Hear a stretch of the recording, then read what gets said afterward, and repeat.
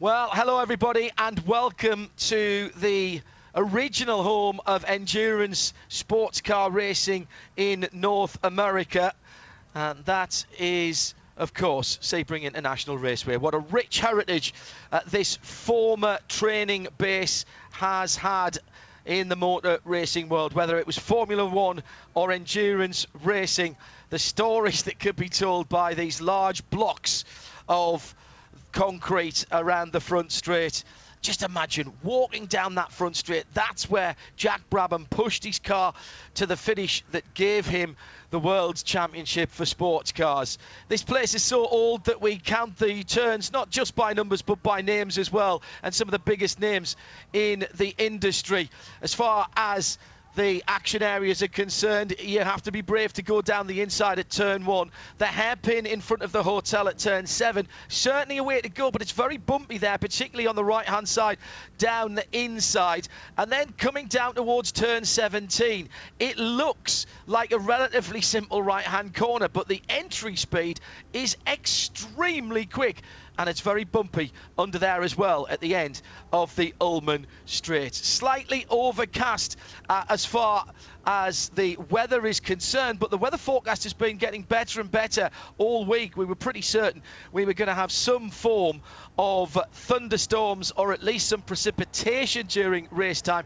That's now dropping away to somewhere around about 20%. 20% opportunity for, or probability should I say, for bad weather. 27 Celsius in the air, 27 on the track as well, 81% humidity, and the number of fans, the small number of fans that have been allowed in are congregated on the bank sides. The CT5V just going by, that's our Cadillac safety car just doing the course clearance lap. Great to see a few fans there, and they're here because they know that this is going to be another classic. It might not be the Mobil 1 12 Hours of Sebring, no, it's only 2 hours and 40 minutes, but the Cadillac Grand Prix of Sebring will, I'm sure, live up to the tremendous heritage that this place has got in the sport. Joining me, John Hindhaugh, in the Haggerty Global Broadcast Centre is Jeremy Shaw. Shea Adam will be keeping an eye on what's going on in the pits and the paddock with our VP Racing Fuel pit and paddock report. Jeremy Shaw, the cars are rolling and I'm very excited about this, and I know you are too. Yeah, I can't wait to get this going. And it was an interesting shot there, the cars coming out of the pit lane and joining the racetrack, and you might have noticed kind of a straight line from the wall of the pit lane. The racetrack kind of comes back to the right a little bit before the left-hand turn at turn 1, and when you're coming out of the pits, there's a double yellow line. You have to keep to the right of that. At the end of that double yellow line, you can cut it with 2 tyres, but not with 4. That exit on the left-hand side of our screen now.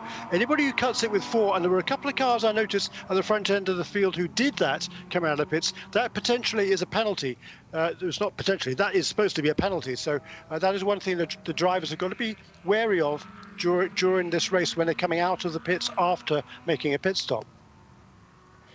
VP Racing Fuel Pit and Paddock Report, the first one of this race weekend for the IMSA WeatherTech SportsCar Championship, had our race director, Bo Barfield, already yelling at somebody before the weekend even really kicked off in anger for a race. It appears that the 5, the Mustang sampling Cadillac, did not obey the rules as it was supposed to and tried to take a second recon lap. It missed the pit entrance. So instead of starting in the 5th position for Sebastian Bourdais, that car is now starting 8th. Which unfortunately messes up our nice little Cadillac line that we had going on with them, starting 1st, 3rd, 5th, and 7th. So I'm really ashamed of Sebastian right now. He'll be annoyed with himself as well because Sebas, Jeremy, has been in rare form this weekend. Probably didn't quite get the qualifying that he was looking forward to, but he has pedalled that car very quickly indeed.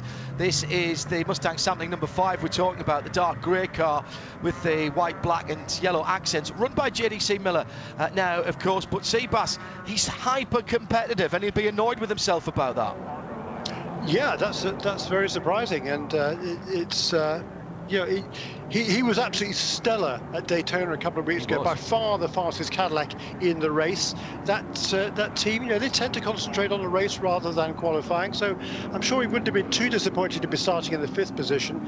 But starting from the 8th, that certainly makes things a lot more difficult. It might not be only 3 cars further back, but as we talked about earlier on, it is so competitive in DPI and indeed in all of the classes. It's not going to be easy to get past anybody, let alone 3 guys who all already think they should be further towards the front in any case. So bizarre to see the overhead shot, say, in the Haggerty Global Broadcast Centre from our colleagues at NASCAR Productions, and thanks to Jake and the rest of the team up at Charlotte to make sure that we can see all of the circuit. So odd not to see every bit of green with something parked on it.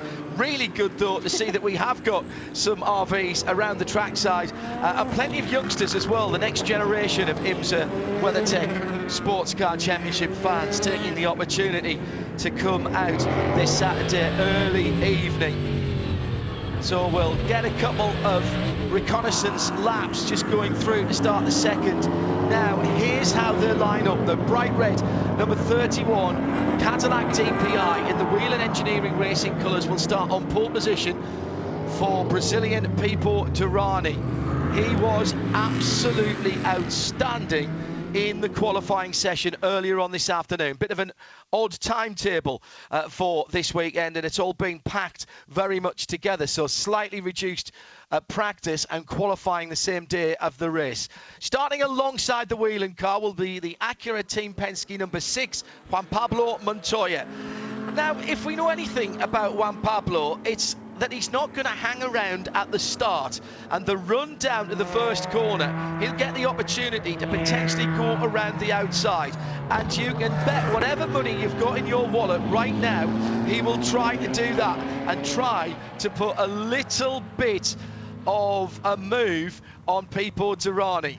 Pipo, for the record, might only be small, but my goodness me, he's tough in a race car and he lets his driving do the talking. He'll not be intimidated easily, which might mean that Wenke van der Zande on the inside of row 2 in the glossy black number 10 Wayne Taylor Racing Konica Minolta Cadillac is picking his way through an incident at turn 1, or maybe it'll be the white number 77 Multimatic Mazda with Tristan Nunez on board that goes through and takes advantage. As we know, Sebastian Bourdais has gone to the back of the DPI, so Elio Castro Neves will be next up in the second of the Team Penske Acuras. That's the 7 car, and Stephen Simpson in the bright yellow number 85 has Jonathan Bomarito in the dark red Multimatic Motorsports Mazda alongside him. Then it's the LMP2s, 5 of them here this weekend. PR1 Motorsports in the pole position with the 52 car, Dragon Speed in second place, Performance Tech in third, Aero Motorsports and Starworks 4th and 5th, or if you prefer 52, 81, 38, 18 and 8. In GT Le Mans, the factory Grand Touring sports cars, it's a bit of a Noah's Ark situation here, and I say that with the solid hope that we don't have to get our feet wet later on. Jordan Taylor has pole position for Corvette Racing number 3, having clocked up Corvette's 100th IMSA victory last time out, he and his partner Antonio Garcia. Oliver Gavin, his teammate in the number 4 car, is alongside him. Then it's the 2 Porsches, 911 and 912, and keeping the numerical as well as the manufacturer symmetry going, it's 24 and 25 BMWs, Jesse Kron and Bruno Spengler. At the front of the GT Daytona field, we've got the 2 Ian Vassar-Sullivan Lexus RC FGTs. You can't miss them. They're in a high lighter yellow colour, and they are in first and second. Picking up where they left off at Daytona a few weeks ago. Scuderia Corsa has Cooper McNeil in the white, red and blue WeatherTech Ferrari on the inside of row 2, and then the Turner Motorsport BMW, that's yellow and blue, before Compass Racing's dark grey and orange McLaren.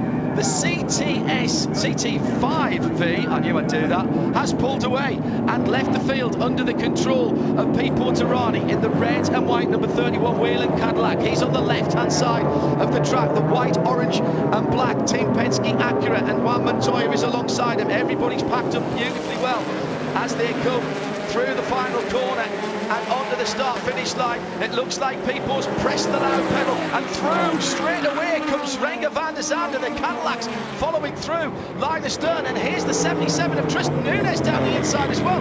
He might mug Montoya, and does so, and round the outside, the bright red car is trying to hold on into turn number 3, and that's the Paulson. He lost the lead for a moment, I reckon there, Jeremy, but Pimo Durrani didn't panic as Renger van der Zande tried to come round. Van der Zande was scored as the leader for one of the mini segments there. He did get his nose in front, but it's as you were. People leading. Second, the glossy black Cadillac, and look at the speed of Tristan Nunez. Great start, and it's Montoya, Jeremy, who's lost out, dropping down from the front row to 4th position.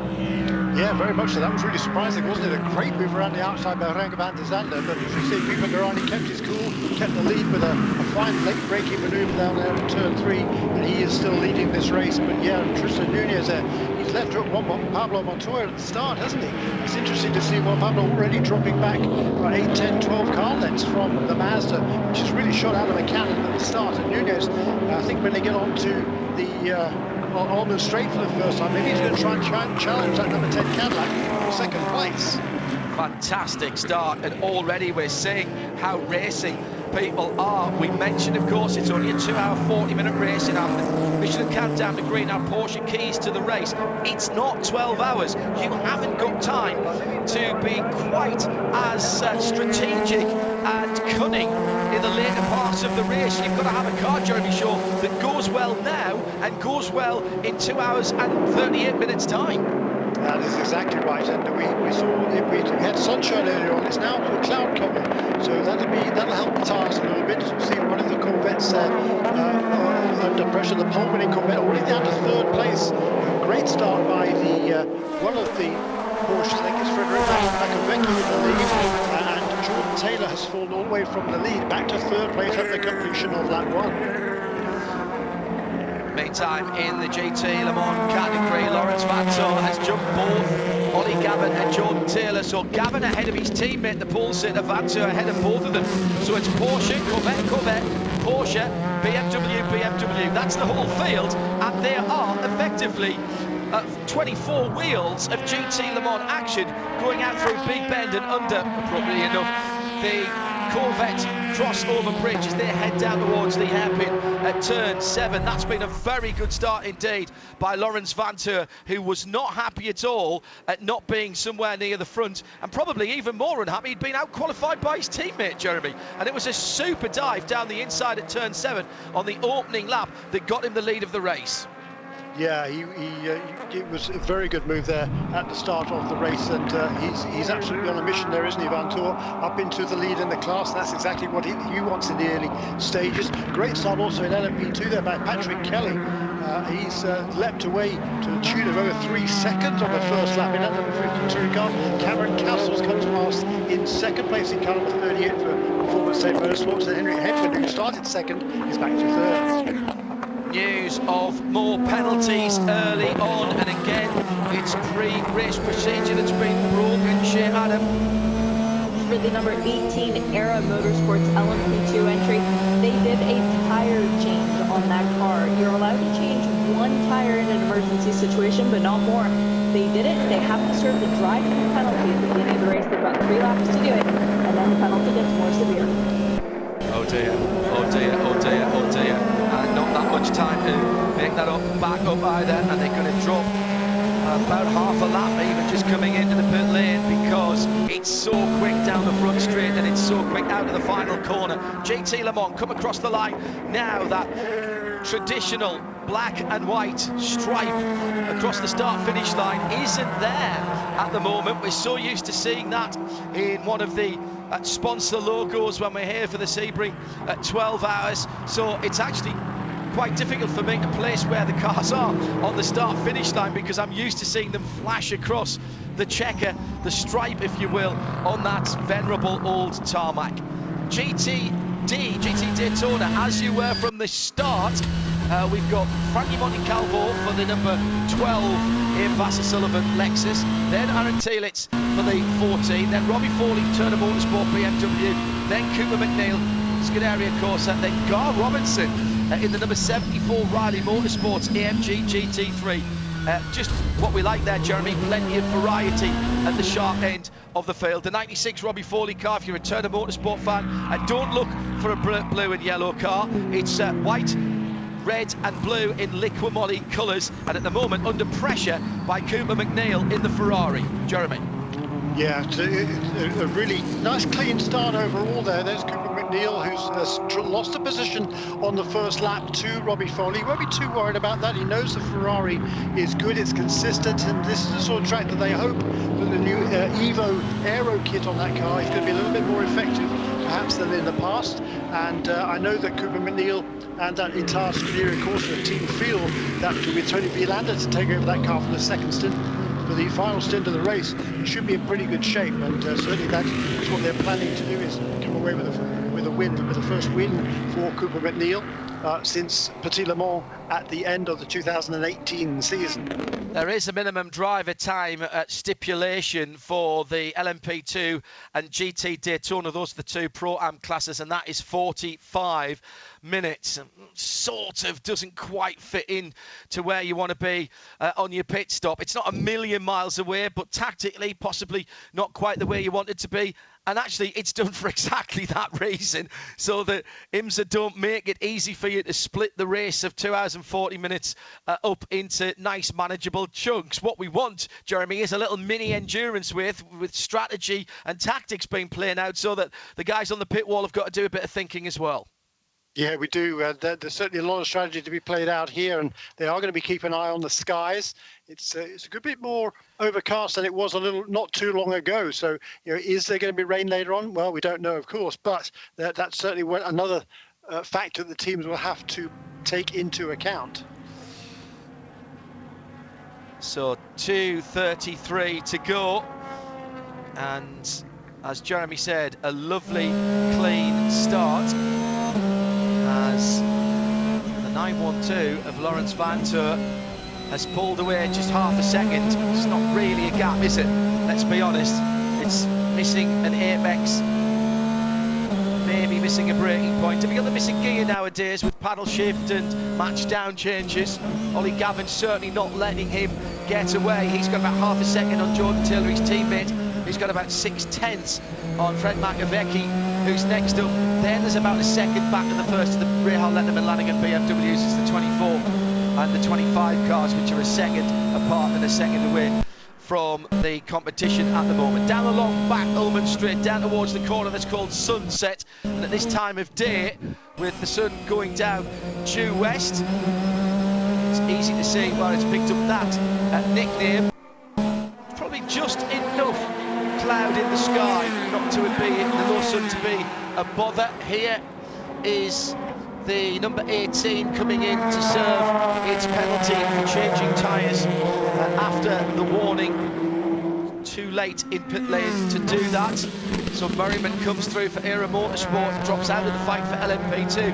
That's going to put him right behind all of the GT Le Mans cars, which he should then, well, he will then have to try and fight his way back past at the front of the field. 2.66 seconds, 2.1 seconds, excuse me. Pipo Derani over Pega Fontazanda, who's got 2.3 seconds over Tristan Nunez in the Mazda. So two Cadillacs, a Mazda.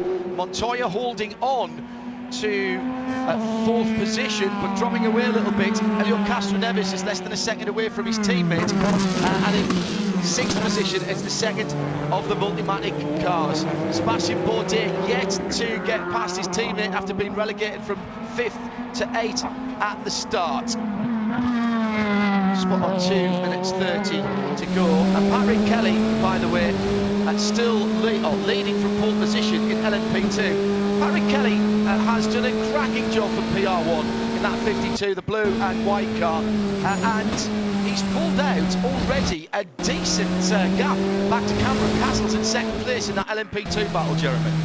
Yeah, very much so. In fact, he's extended that lead as he comes across the line. He gets a new best lap, actually, does Patrick Kelly. It was 10.2 seconds on the previous lap, and Cameron Castles goes across the line now.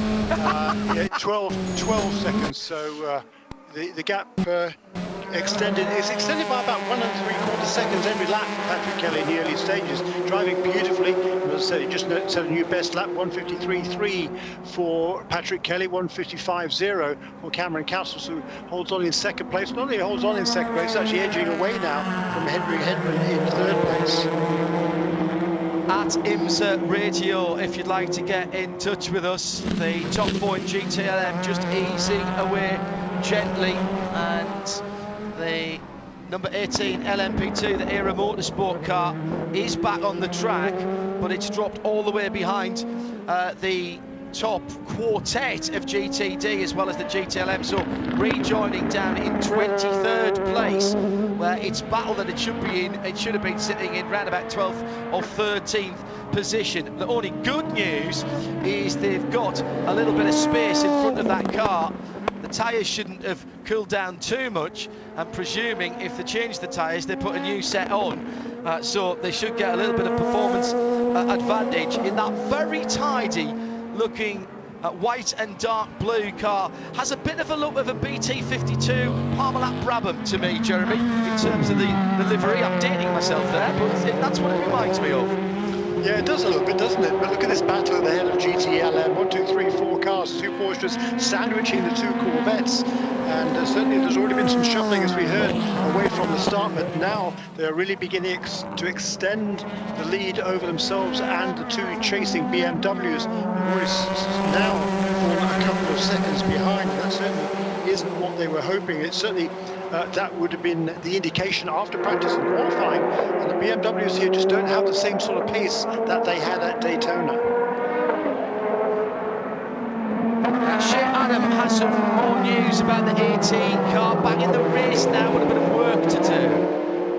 Yeah, but it's not all doom and gloom for the duo of Glenn Norman and Kyle Tilley. It was announced earlier this week that the two of them have signed with EDEC Sport to race in the 2020 24 Hours of Le Mans, which will be taking place in September. Their third driver is an Englishman by the name of Jonathan Kennard, who I know our Johnny Palmer is quite a fan of. So it is a little bit of an upswing for them. Yes, they're not having the race that they wanted so far right now in Central Florida, but they do have that crown jewel to look forward to. 60 cars on the final entry list for Le Mans, and no more reserves, so if any others withdraw, we will start to lose entries from that race, which remember has been moved to September. Plenty of IMSA interest still there, and we will be broadcasting it live and free on RS1, part of the Radio Show Limited network of channels. This is RS2 on Sirius XM, Sirius 216, XM210, IMSA Radio. It's already starting to get some lappery at the front of the field as Pico Derani carves his way past the number 76 Compass Racing McLaren. Corey Fergus very sensibly letting the leader go in that bright red machine. Gar Robinson also being put a lap down by the overall leader. And this is a brilliant opening stanza from Pipo Derani. He's driving away from a quality field, which includes Juan Montoya and Elio Castro-Neves and Tristan Nunez and Renger van der Zande. 3.2 seconds as he hit the traffic, and he's carving his way through that traffic as well with fantastic skill. We talked about Jeremy having to be absolutely decisive when going through to make a pass. That counts just as much when you're going past some of the other categories as well. Yeah, very much so. You've got to be have a little bit of caution as you go past some of these guys. But there's no newcomers in this field now. They're all experienced drivers, and so. He doesn't have to worry too much. He knows they'll be watching their mirrors. He knows they'll be listening to their spotters. Each team does have a spotter. I think only one spotter. Often they will have 2 here. I think only 1 is allowed now with the restrictions that are in place, and that has to be, I believe, in turn 1. Makes a lot of sense. That's a quick corner. Often difficult to see if you can get up high, height a little bit there as well. You can turn around and look the other way towards the Jean de Bian and with a limited amount of teams in the paddock now, there's nothing to restrict your view to the far side of the circuit. Well, all of a sudden we've had 15 minutes gone, and it is still Pipo Derani leading by 3 seconds, with the Acura team Penske's carving their way through the GT Daytona battle at the moment. They're going past number 74. That is the Riley Motorsports AMG GT3, so that's 5th position that they're going past in that GT Daytona battle. And at the moment, the two team Penske's with Montoya in the 6 and Castro Neves in the 7, hunting as a pack, but dropping away last time around. 151.5 for Pipo Derani, 51.5 for Renger van der Zande, 150 for Tristan Nunes, who's close to within a second and a half of Van der Zande in second in the traffic, and then 52s and high 51s for the rest of the DPI battle down to 8th position, and Sebastian Bourdais, who's still not managed to get past Stephen Simpson in the 85, the banana boat as we call it, because it's bright yellow. I'm rather surprised that Bourdais hasn't been able to make a bit of real estate up, Jeremy, early on. I wonder if they're trying to do something a little more tricky and stretch the fuel. Well, like I say, it is tough to work your way through, because Stephen Simpson is a fast driver and he's got a lot of experience in this Cadillac, so he knows what it takes. And we're going to see those discrepancies in lap times as they work their way through the traffic. They've now passed all the leaders, passed now all of the GTD contenders, so it'll be a few laps before they catch up with the GTLM cars. So they'll look now to set some good laps down again. Last time around for Pipo Derani was a 51.5. That compares to his fastest lap as a 47.6. That just shows you how difficult you can easily lose 3 seconds here when you're going past slower traffic. But now he's got clear track ahead of him, and he'll be looking to extend that lead over second place. And indeed, the gap from first to second on this last lap increased by well over a second. It was 2.9 last time around, now 4.2 seconds between first and second. And ditto, that gap you were talking about between second and third, it was just over a second last time around. Well, all of a sudden now it's back to 4 seconds. So that just shows you the ebb and flow of traffic. As we're watching here, Sebastian Bourdais, he's stuck between the two Lexuses as they go through the carousel. He has to wait patiently until they get out and onto the straight. Then he can power past Frankie Montecalvo, who is leading the class still in GTD. Those two Lexus running in perfect formation at the front and edging away now from Robbie Foley. 3.8 seconds the gap back to third position. Yeah, and that has very ominous overtones of what we saw at Daytona in the last round, the first comeback round for IMSA in the WeatherTech SportsCar Championship. Hello to Ian McCarthy, to Sarah Rigby. Loving, she says, my eyes are drawn with the cool looking headlights on the 911 and 912 Porsches. Yeah, they've got sort of marker lights in the LEDs in there, haven't they? That's great stuff. Hello to Alan Prosser as well. And to Carol Brink, all tuned in on IMSA Radio, IMSA TV, either watching and or listening. Remember, we're on Sirius 216 and XM 210, also on the P8 The Track, for which thank you very much to the audio team here at Sebring International for making sure that the limited spectators that have been allowed to watch can hear us over the very, very good PA system there. At IMSA Radio, if you want to get in touch with us. And a special hello to Andy Blackmore, who's got a few liveries out on the track this weekend in the variety of challenge and main series here. If you really want to know what's going on and work out who's doing what and to whom, then go to www.spotterguides.com. Andy he does the official spotter guides for IMSA, and they are up. You can download them or you can put them on your screen, and that will help you to identify the cards. We have one here in the Hackney Global Broadcast Centre, and you can do the same thing. Already coming up to just 2 hours and 20 minutes to go. 20 minutes completed. It's flown over, and we're already, Jeremy Shaw, beginning to see a pattern, certainly at the front of the field, with Pipo Derani seemingly having the legs on everyone else. In LMP2, Patrick Kelly seemingly has the legs on everybody else, just putting a 152.8 a couple of laps ago, the fastest lap for the P2s. GTLM is still anybody, certainly between the top four, Porsche, Corvette and Porsche, and it's the two Ian Vassar-Sullivan Lexus at the front of the field. Settling down to a nice pattern now, but you just get the feeling that there's plenty left in this one and stories still to be told. Yeah, indeed. Here's the GTLM train coming down into Sunset Bend, and looming up behind them there is that leading Cadillac. He worked its way past the two BMWs already, which has fallen now about 5 seconds, I think, behind 6 seconds it was as a last time around, behind this train of Porsches and Corvettes ahead of them, and now Pipo Derani's got to work his way through. He's got past one of the Porsches cleanly into turn one. That's good news for him. I'm sure he'll pick up another one of the Corvettes as he heads down to turn 3. Yeah, loving this. This reminds me so much of the GT Le Mans battles that we have seen down the years in IMSA competition, whether it was the ELMS or what we've been calling the new IMSA, the combined series, although that seems a very long time ago now, doesn't it? And IMSA has really re-established itself in the best way possible with great racing, and all of the manufacturers we've talked to talking about the very data-based way that the IMSA technical department go about their balance of performance and how much information is being gathered independently by IMSA with sensors placed on the cars, etc. The two Lexus did a great job. The team in Vasser-Sullivan did a great job at Daytona. By Jeremy, they've worked so hard with these cars. It seems only yesterday that they could barely keep a set of rear tyres under those cars. They were quick, they looked great, they sounded great, but they could barely keep a set of rear tyres under them for one stint, never mind trying to double stint them. And they've really come alive in the last, 6 months maybe. Certainly the start of this season has been brilliant for them.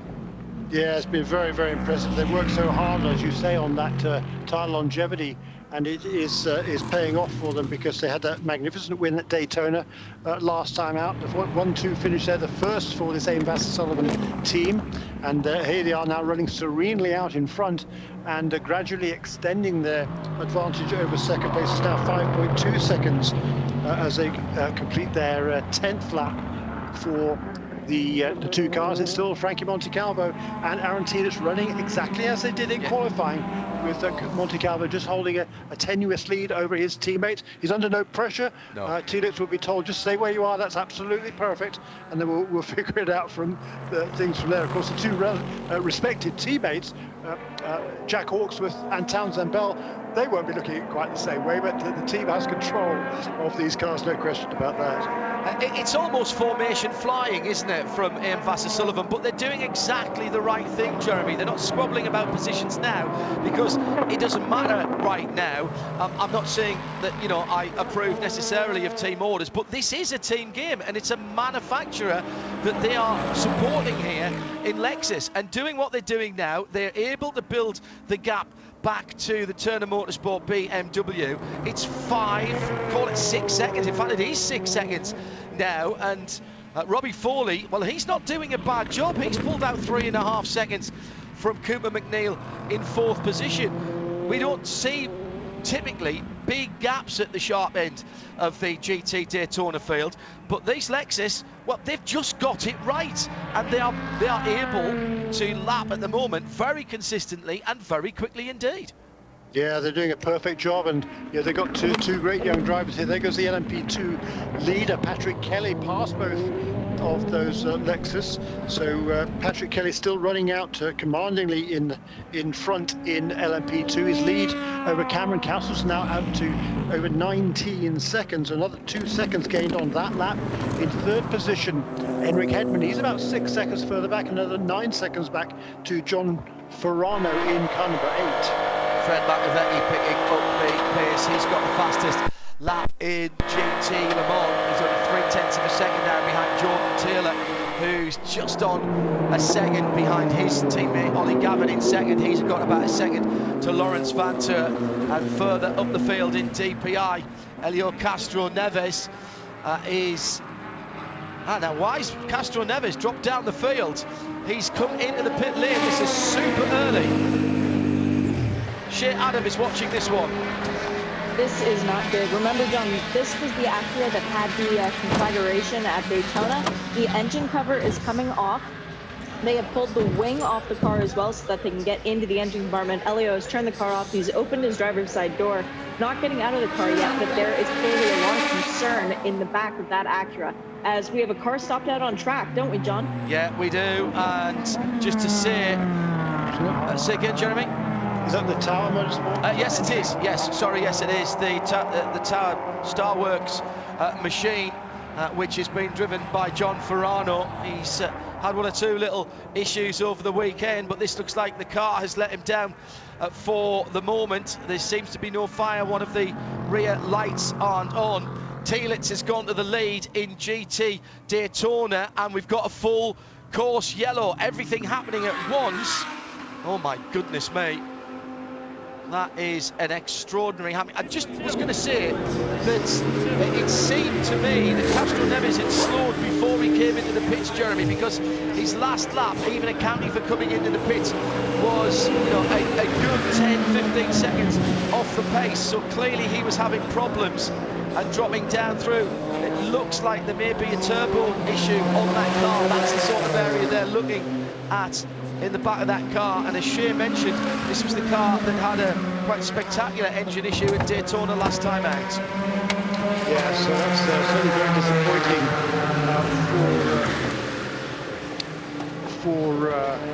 for that team. Clearly, it's not a trivial problem. Stop. As you say, Elio Castroneves was clearly struggling. Looks like they're going to try and get him back underway again. Unless he's gone behind the wall.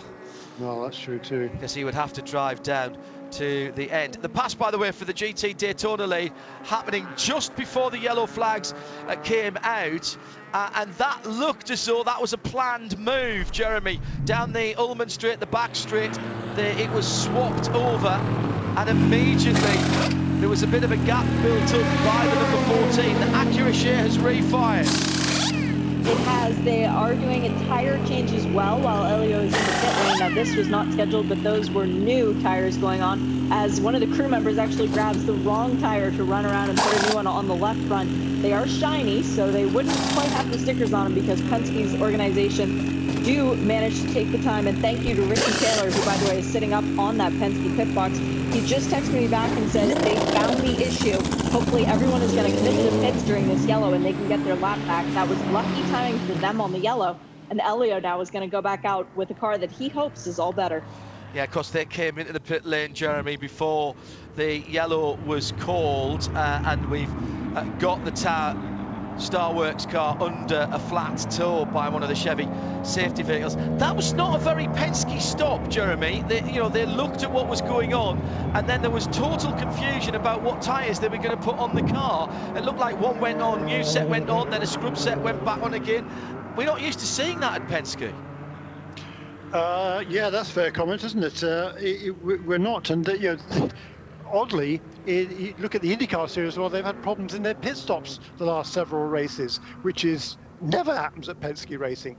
So yeah, slightly odd that. But I know, the Acura team Penske, and all the Penske teams, I'm sure, are taking this whole the COVID-19 restrictions and social distancing.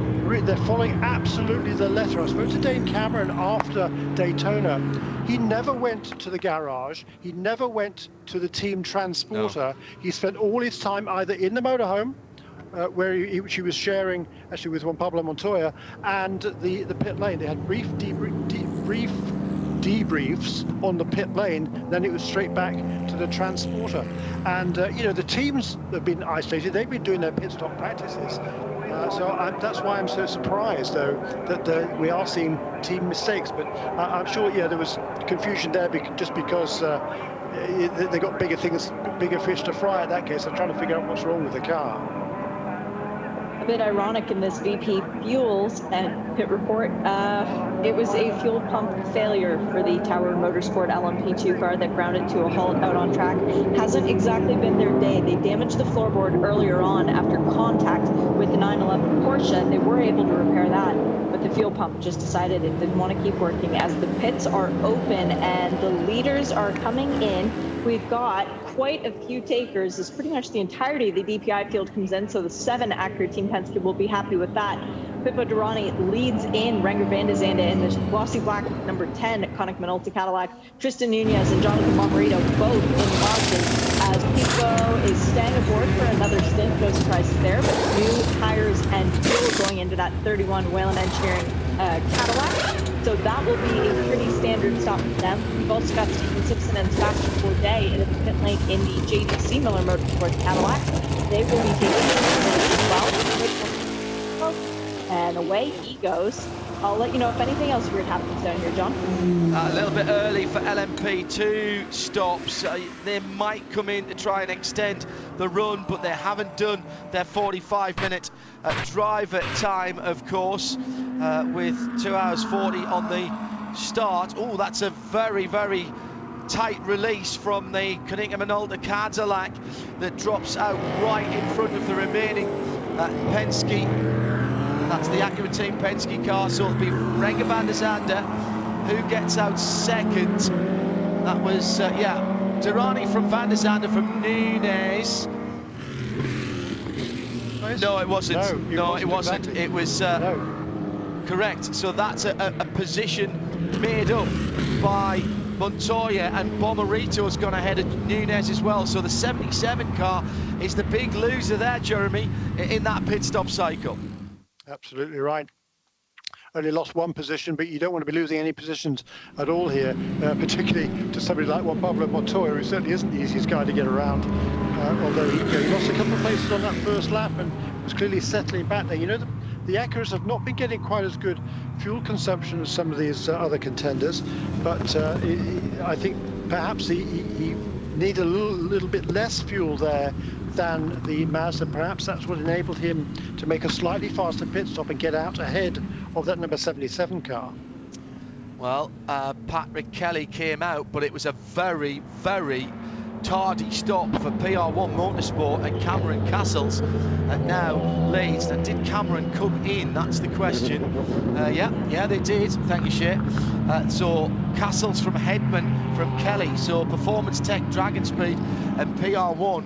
So that clearly was a bit of a fumble in the pit stops, and we did say in our Porsche keys to the race, Jeremy, you know, you work so hard to get that big lead, and he had, what, a 10-12 second lead on the field, but then you can lose that so easily with a little fumble in the pit stop.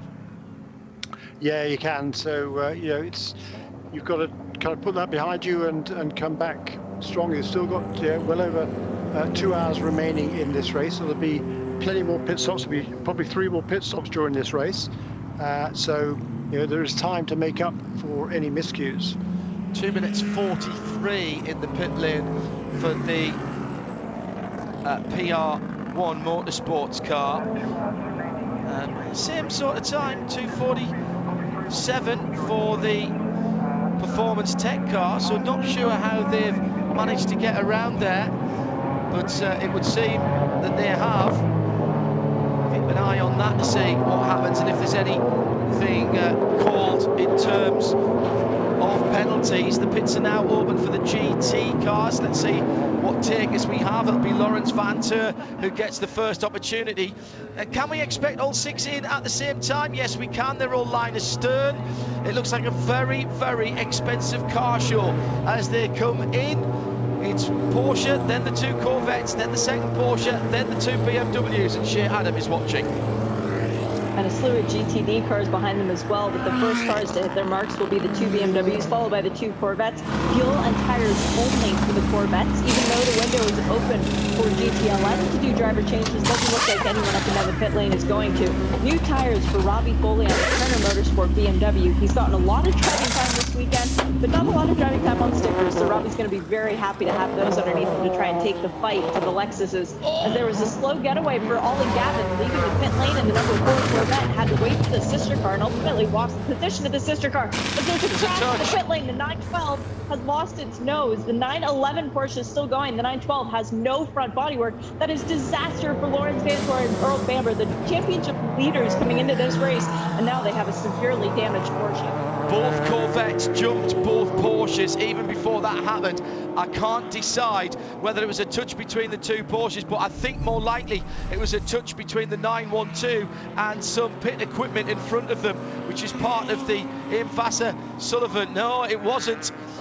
He actually touched his teammate. He was squeezed by his teammate as they were going out. Ollie Gavin was actually first down but couldn't get away because he was so tight in behind his teammate. The two Porsches go out 911 from 912, but the number 911 with Nick Tandy on board couldn't get into the fast lane, and therefore there was no room for Laurens Vanthoor, who takes his hand off the wheel in utter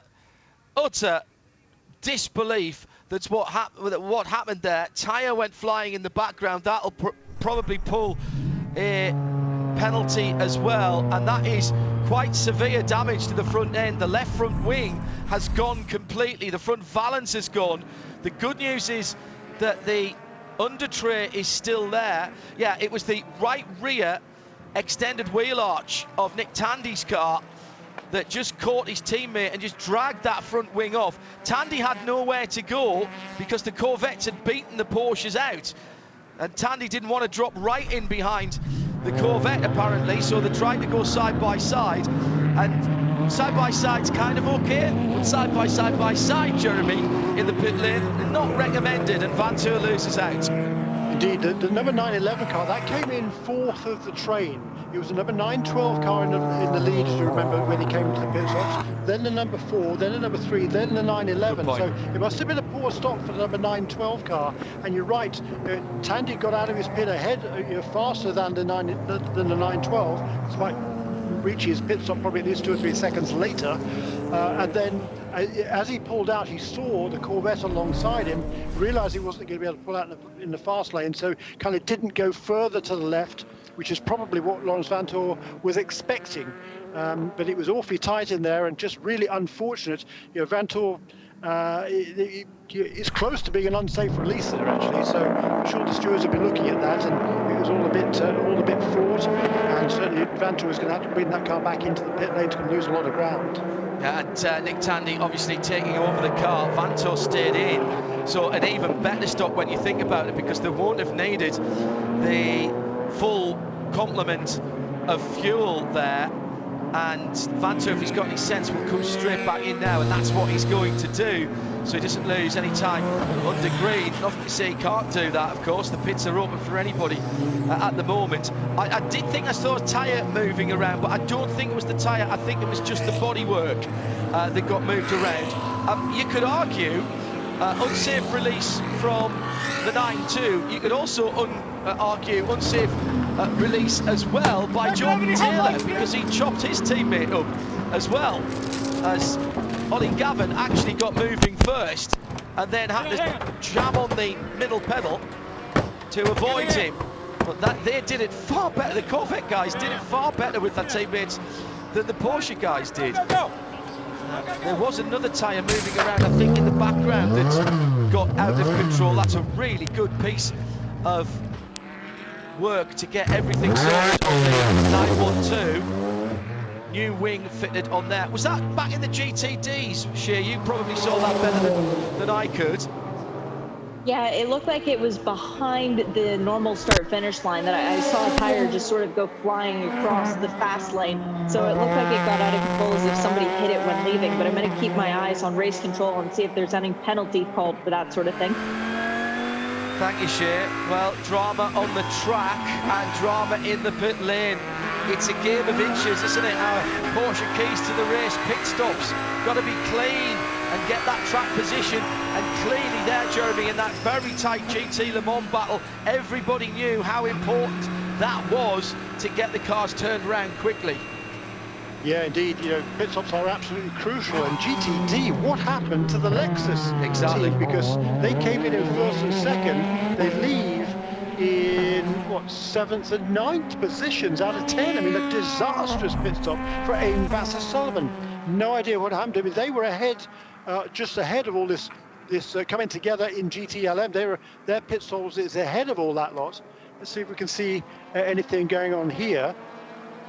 Well, they were hampered, of course, by the Porsche bodywork as well. They were. They were. That Porsche bodywork ended up right in front of the two Lexus pits.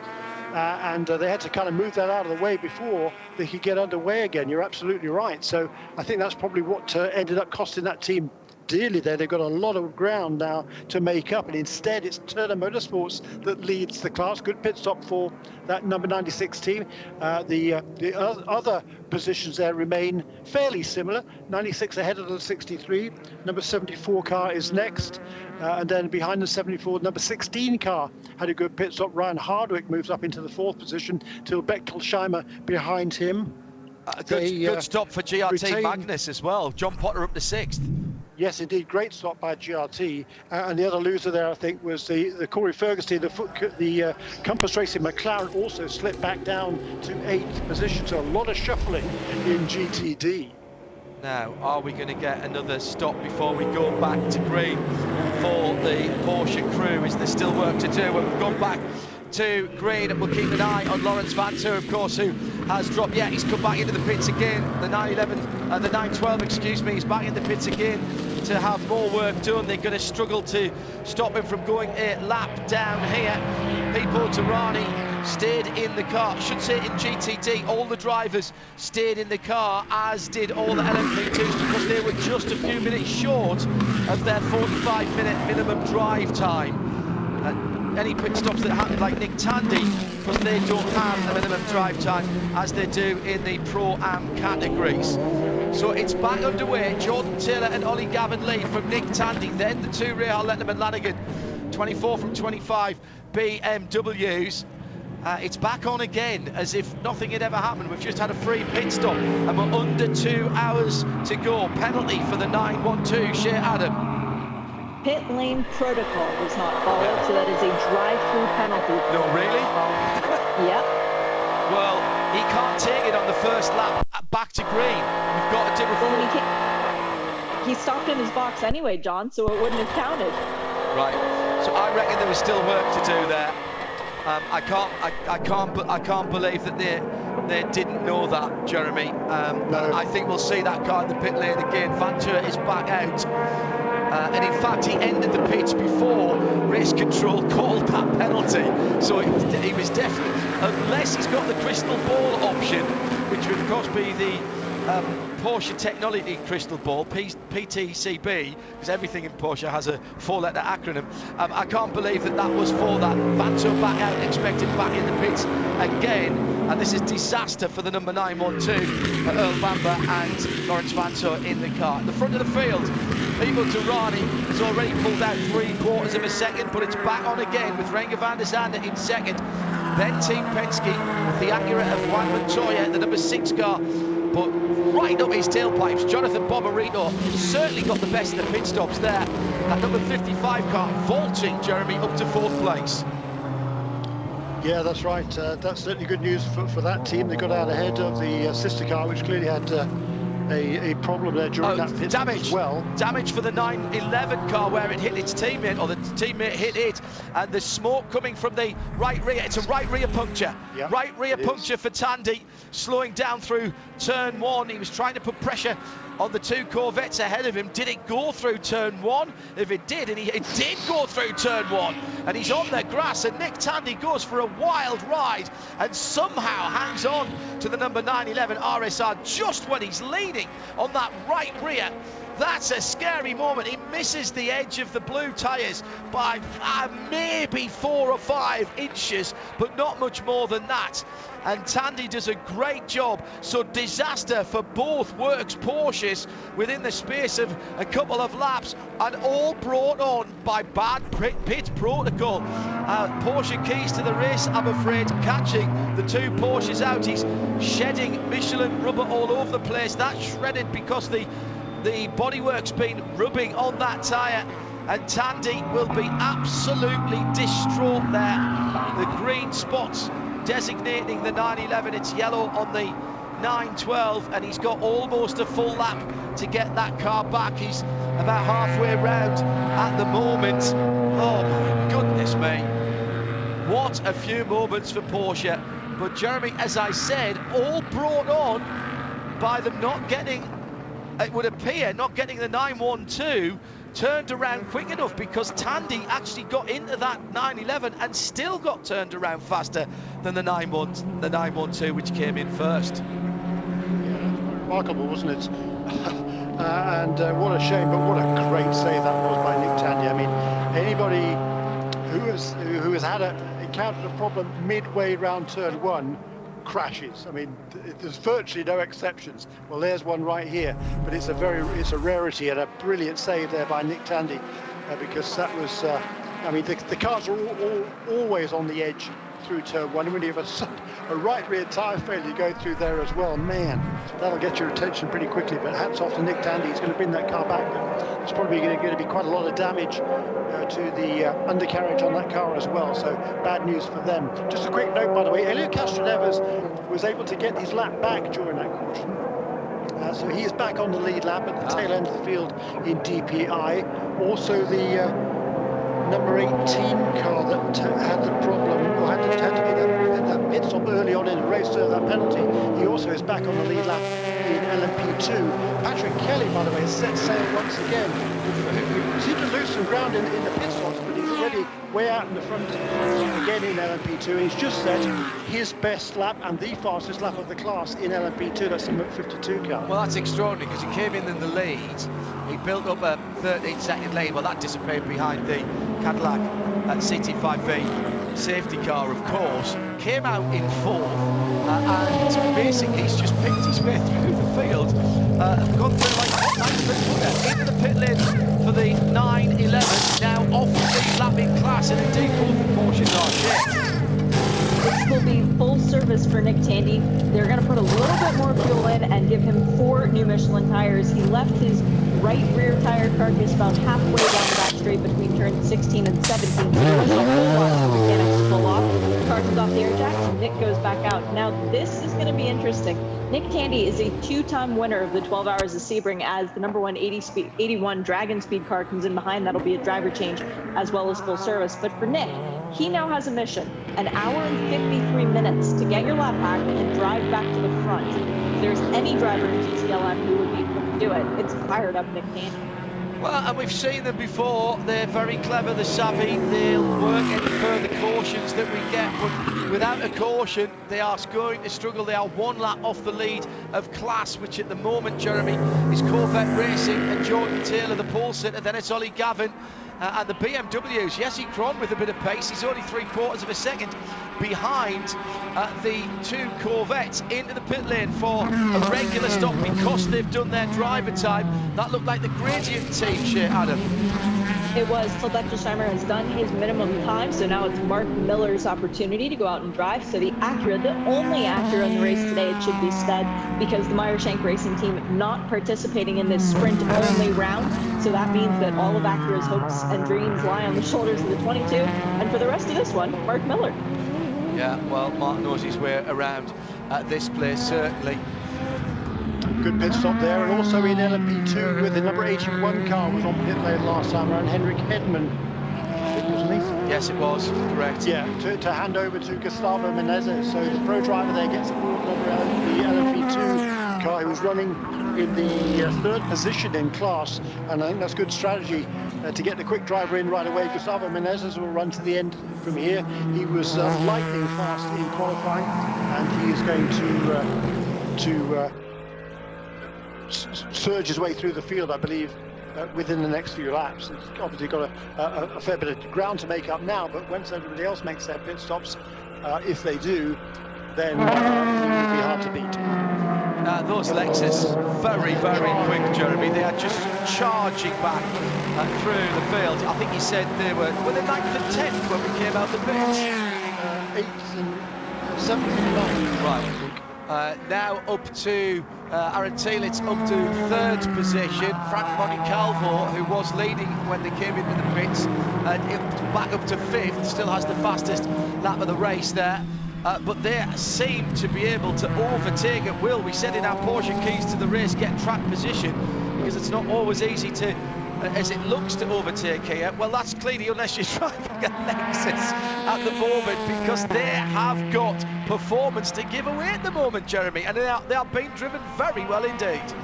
Yeah, super. I mean, that clearly is the fastest car now. Robbie Foley, he's put himself out to a good lead in GTD4 Turner Motorsports in the BMW, and now Cooper McNeil, though, he's got that number 12 car looming in his mirrors, and he's going to have to work very, very hard to keep it behind him. The good news is the Ferrari is pretty fleet on the straights, I think, so Telius is going to have to work pretty hard to find his way past.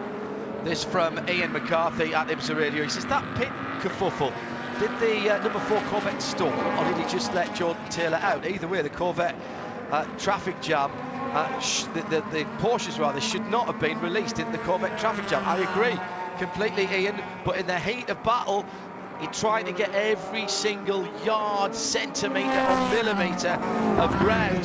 But I think Ollie Gavin showed fantastic awareness there, Jeremy, because he was down quicker than his teammates, but I don't think could cleanly get around the left rear of Jordan Taylor's car, and so elected, sensibly I think, to just give him enough room to let him pull out on a slightly less sharp trajectory. Yeah, I agree with you there. I think that's an absolute fair assessment of what happened there. Interesting to hear what Ollie's got to say about that afterwards. Our Corvette going to another victory after taking so long in IMSA competition to go from 99 to 100. That was their last race. You're only as good as your last race result, remember. That's what conventional wisdom says. Well, Corvette were very good indeed. First and, well, just off the podium. In fact, the Ollie Gavin, Tommy Milner car, just a couple of laps of fuel saving short of being on the podium. I think there was a first and third on for them, certainly, last time out. Gar Robinson looking at the back of the Cooper McNeil WeatherTech Ferrari number 63. That's fourth and third position as they go under the Corvette bridge and head down towards the hairpin at turn number 7. Gar just positioning himself in the middle of the road as back in for the number 7. Jeremy, this is not on time for Castro Neves. No, it certainly isn't, and that is certainly bad news for that team. But you were just talking about there about the Gar Robinson chasing Cooper McNeil. That's because Aaron Telius has got past Cooper McNeil up into second place then in that number 14 Lexus. Yeah, just Castro Neves had only been out for 10 laps, albeit with a bit of safety car in there as well.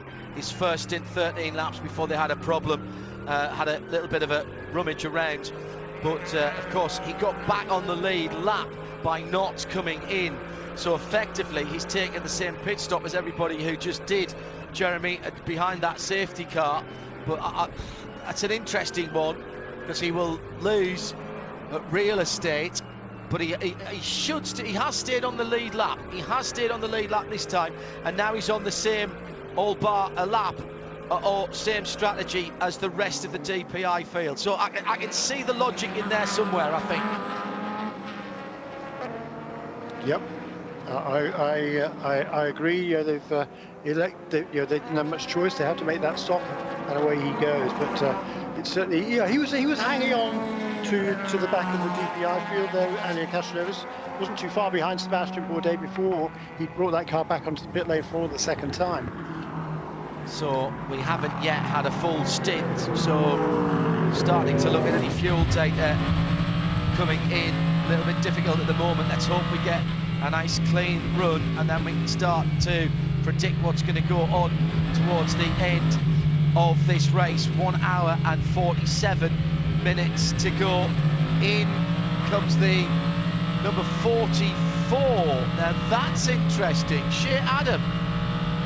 That's the Magnus GRT Lamborghini, the sole Lamborghini in the field this weekend at Sebring. John Potter handing over to Andy Lally. His drive time has expired. It is now 53 minutes into the race, so there is enough of a cushion.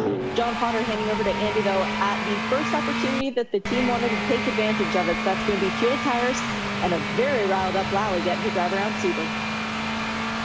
The pit stop record for the number 912 is very interesting. Vantone, 15 laps, then 1 lap, then 1 lap, then 1 lap, and he's still in the car at the moment.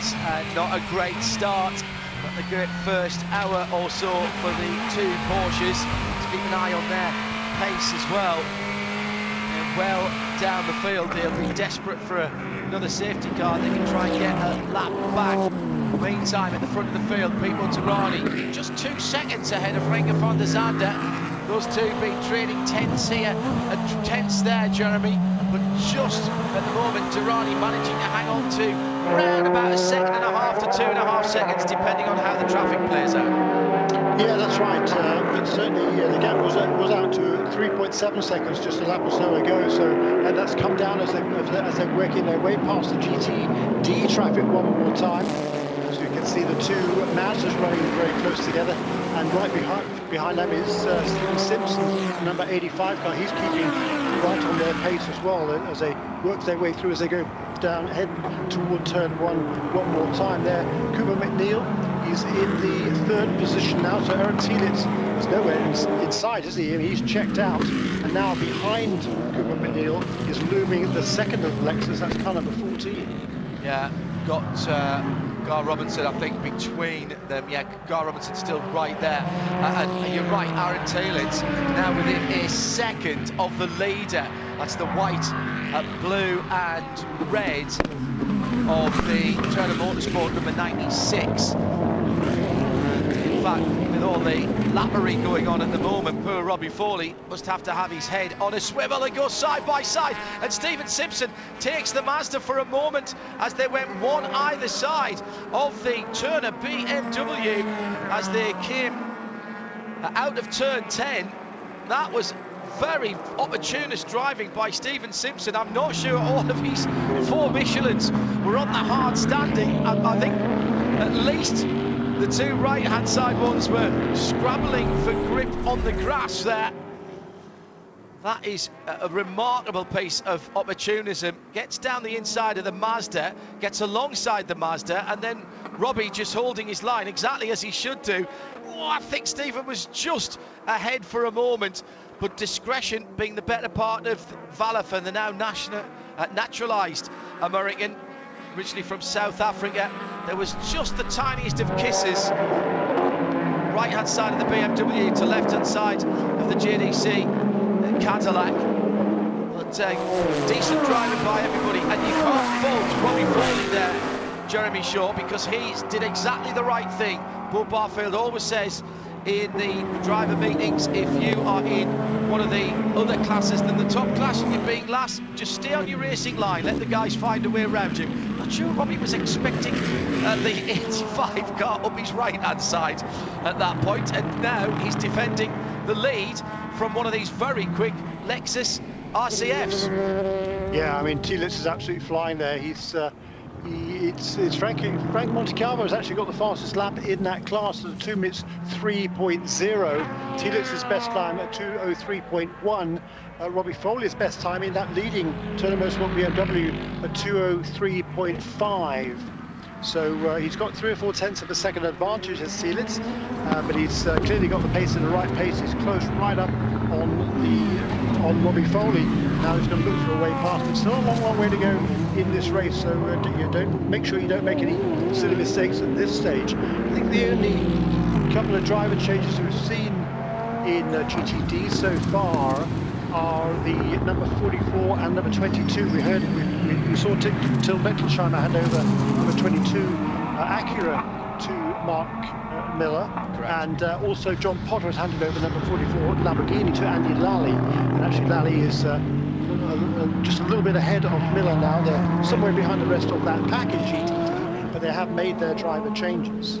New fastest lap in GTD a lap or so ago. A very riled up Nick Tandy just did a 1:58 flat in the number 911 Porsche. That is not hanging about. Currently the leaders in GTLM, the 2 Corvettes, doing 59.2 and 59.3. So Tandy is turned up to full stun, and he has responded magnificently there. But remember, he has dropped off the lead lap in class. Still the 2 Corvettes, Jordan Taylor from Ollie Gavin by about a second, and another 5.6 seconds back to the BMW Rahal Letterman Lanigan, number 24. as side by side into turn one in the lead for GT Daytona. Robbie Foley holds the inside line. He's done nothing wrong, but the Lexus just powers by as if the BMW was chained to a tree root. That was extraordinary. In fairness, Telitz did get a very good run out of turn 17, but that he was home and hosed long before he turned in. I was expecting a bit of toughing out, and there was no real giving up of the position from Robbie Foley, but I think he realised early on in that piece, Jeremy, that he wasn't going to be able to keep up with the top speed down the front straight of that Ian Sullivan Lexus. No, that wasn't even close, was it? No. And there's certainly going to be some pained looks there at the BMW camp, and I think Jeffrey Carter, who's the technical director, is going to be looking at his numbers again after this race is completed, and perhaps we might see, we will see, I'm sure, some changes to the balance performance for the next race. Meanwhile, the leader, by the way, in LMP2, Patrick Kelly, has just brought the PR1 Matheson Motorsports car onto pit lane, and Spencer Piggott has now resumed. He pulled out about a better part of half a minute over the number 38 car of Cameron Castles. The other two cars, the 81 and the 18, they both already made their driving changes. Gustavo Menezes in car number 81, and then Carl Tilley in the number 18 as well. And Menezes just sets the new fastest lap of the race in LMP2 to complete his 28th lap. He's a lap down to the overall leaders at this stage, but charging hard. That's Gustavo Menezes for the Dragon Speed team. Yeah, and Patrick Kelly, probably a name that a lot of our listeners and viewers won't be that familiar with, Jeremy. What's his story? Because I tell you what, he's quick. He is quick. He was out of racing for quite a long time, but way back a dozen years ago, he raced in the Porsche GT3 Cup Series. Actually finished third in the championship that season. It's another problem for our Porsche. It's Ryan Hardwick's car. It's not Porsche's day. The number 16 Wright Motorsports GT Daytona car that he shares with Patrick Long. He's been off somewhere, I think, and backed into a tyre barrier as Cooper McNeil is out of the WeatherTech Ferrari. Tony Vielander is already installed, and that's the full service, Adam. It is. So Tony Vielander, the Flying Finn, getting an opportunity to drive the Ferrari at Sebring International Raceway. Perfect stop by the WeatherTech guys. As Cooper McNeil is out, he actually flew himself to the track on a helicopter. He's recently gotten his helicopter pilot license, which was a little bit fun.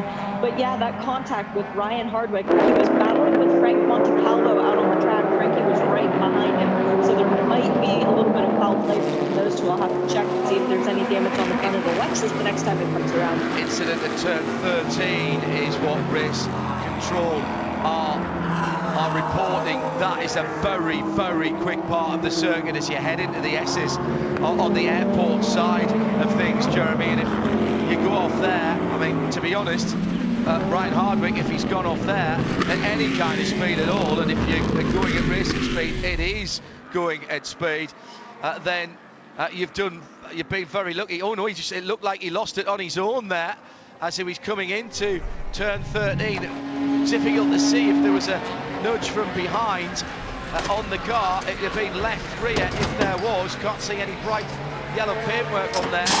The rear wing askew, but to be honest, losing it there, Jeremy, he's got off lightly, I reckon. Yeah, if he's able to drive it away, then he has certainly. We've seen some very big accidents over there, that part of the circuit down through the years, haven't we? We have indeed. So Pablo Montoya weaving his way through the GTLM cars and GTD cars and LMP2 car in there as well. So all four classes of car on the same piece of racetrack there. Montoya doing his way best to weave around, not make contact with everyone. Nice job he did there. And he's holding on to that third position, is Montoya. He's falling back from the two Cadillacs, who are spacing themselves out at the front of the field. The gap from first to second all of a sudden is out to over 8.5 seconds. That's doubled in the last 3 laps. And Montoya in third place, a similar margin behind them as well in the best of the Acuras. In the great tradition of IMSA Radio and Radio Show Limited, Alan Prosser has been doing his brilliant screen grabs and getting them up there. There's been a lot of discussion about what happened in that Corvette pit stop.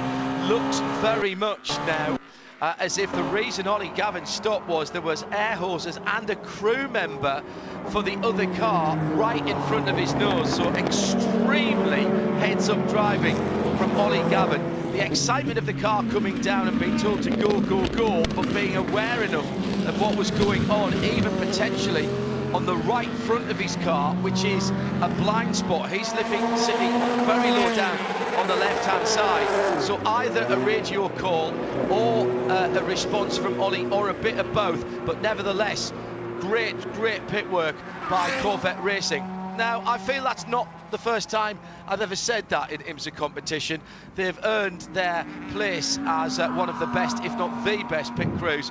I think they were only lost in the years when we had the pit stop competition. I think they only lost their title once between the 3 and the 4 car in the 4 or 5 years that we had that competition. So Spencer Piggott leading in that very in the LMP2 class, in that very striking white and navy blue number 52 PR1 Motorsports Orica. And he's got about 11 seconds on Gustavo Menezes, who is charging at the moment. He is, and he's set the fastest lap of the race. He was over 3 seconds quicker than Piggott on that last lap, as Piggott had to work his way through some traffic.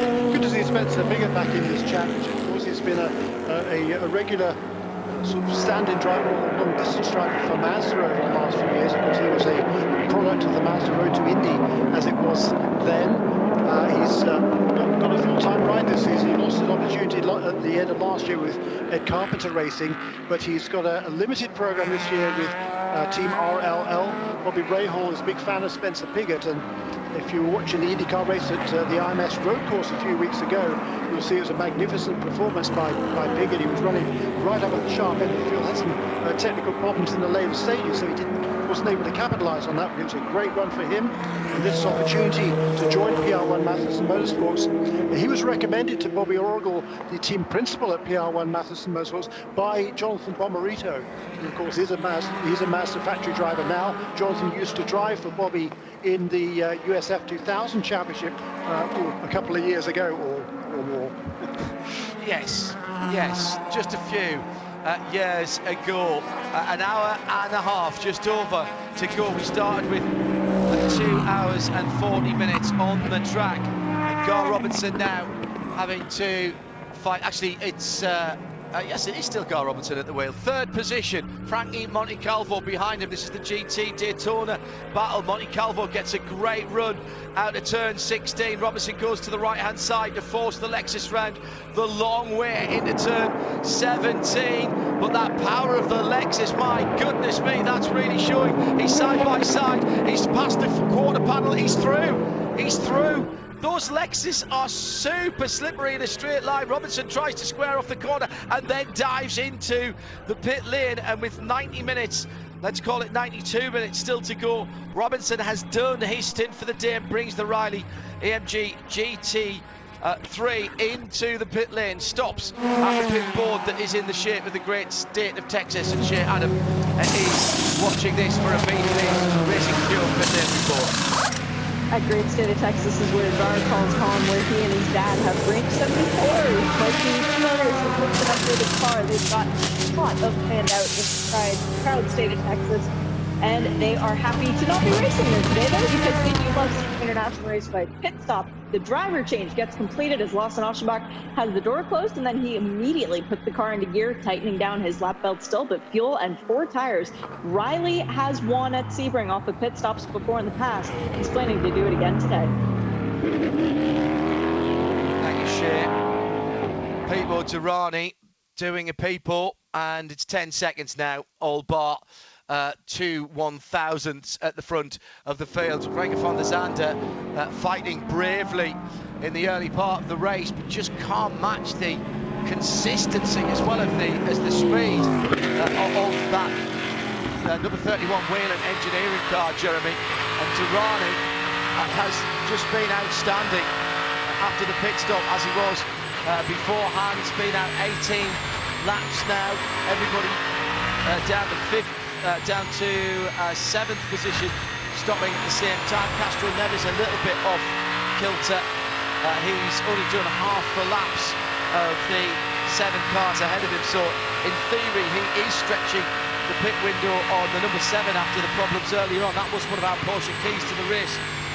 Look at what's going on and try and stretch that pit window. We were thinking possibly weather, but I think this is looking pretty good just from what we can see from the cars and the cameras that were provided by our colleagues at NASCAR Productions. And thanks to all of our camera operators, riggers and everyone on the ground, as well as what's going on cutting the pictures for us at HQ at Charlotte. Thank you, Jake, and the rest of the team. Side by side into turn 1, and a touch between the Mazda and the Acura, and a touch again, and they're still side by side. A little hip check from the number 6, Juan Montoya, as he takes 3rd position.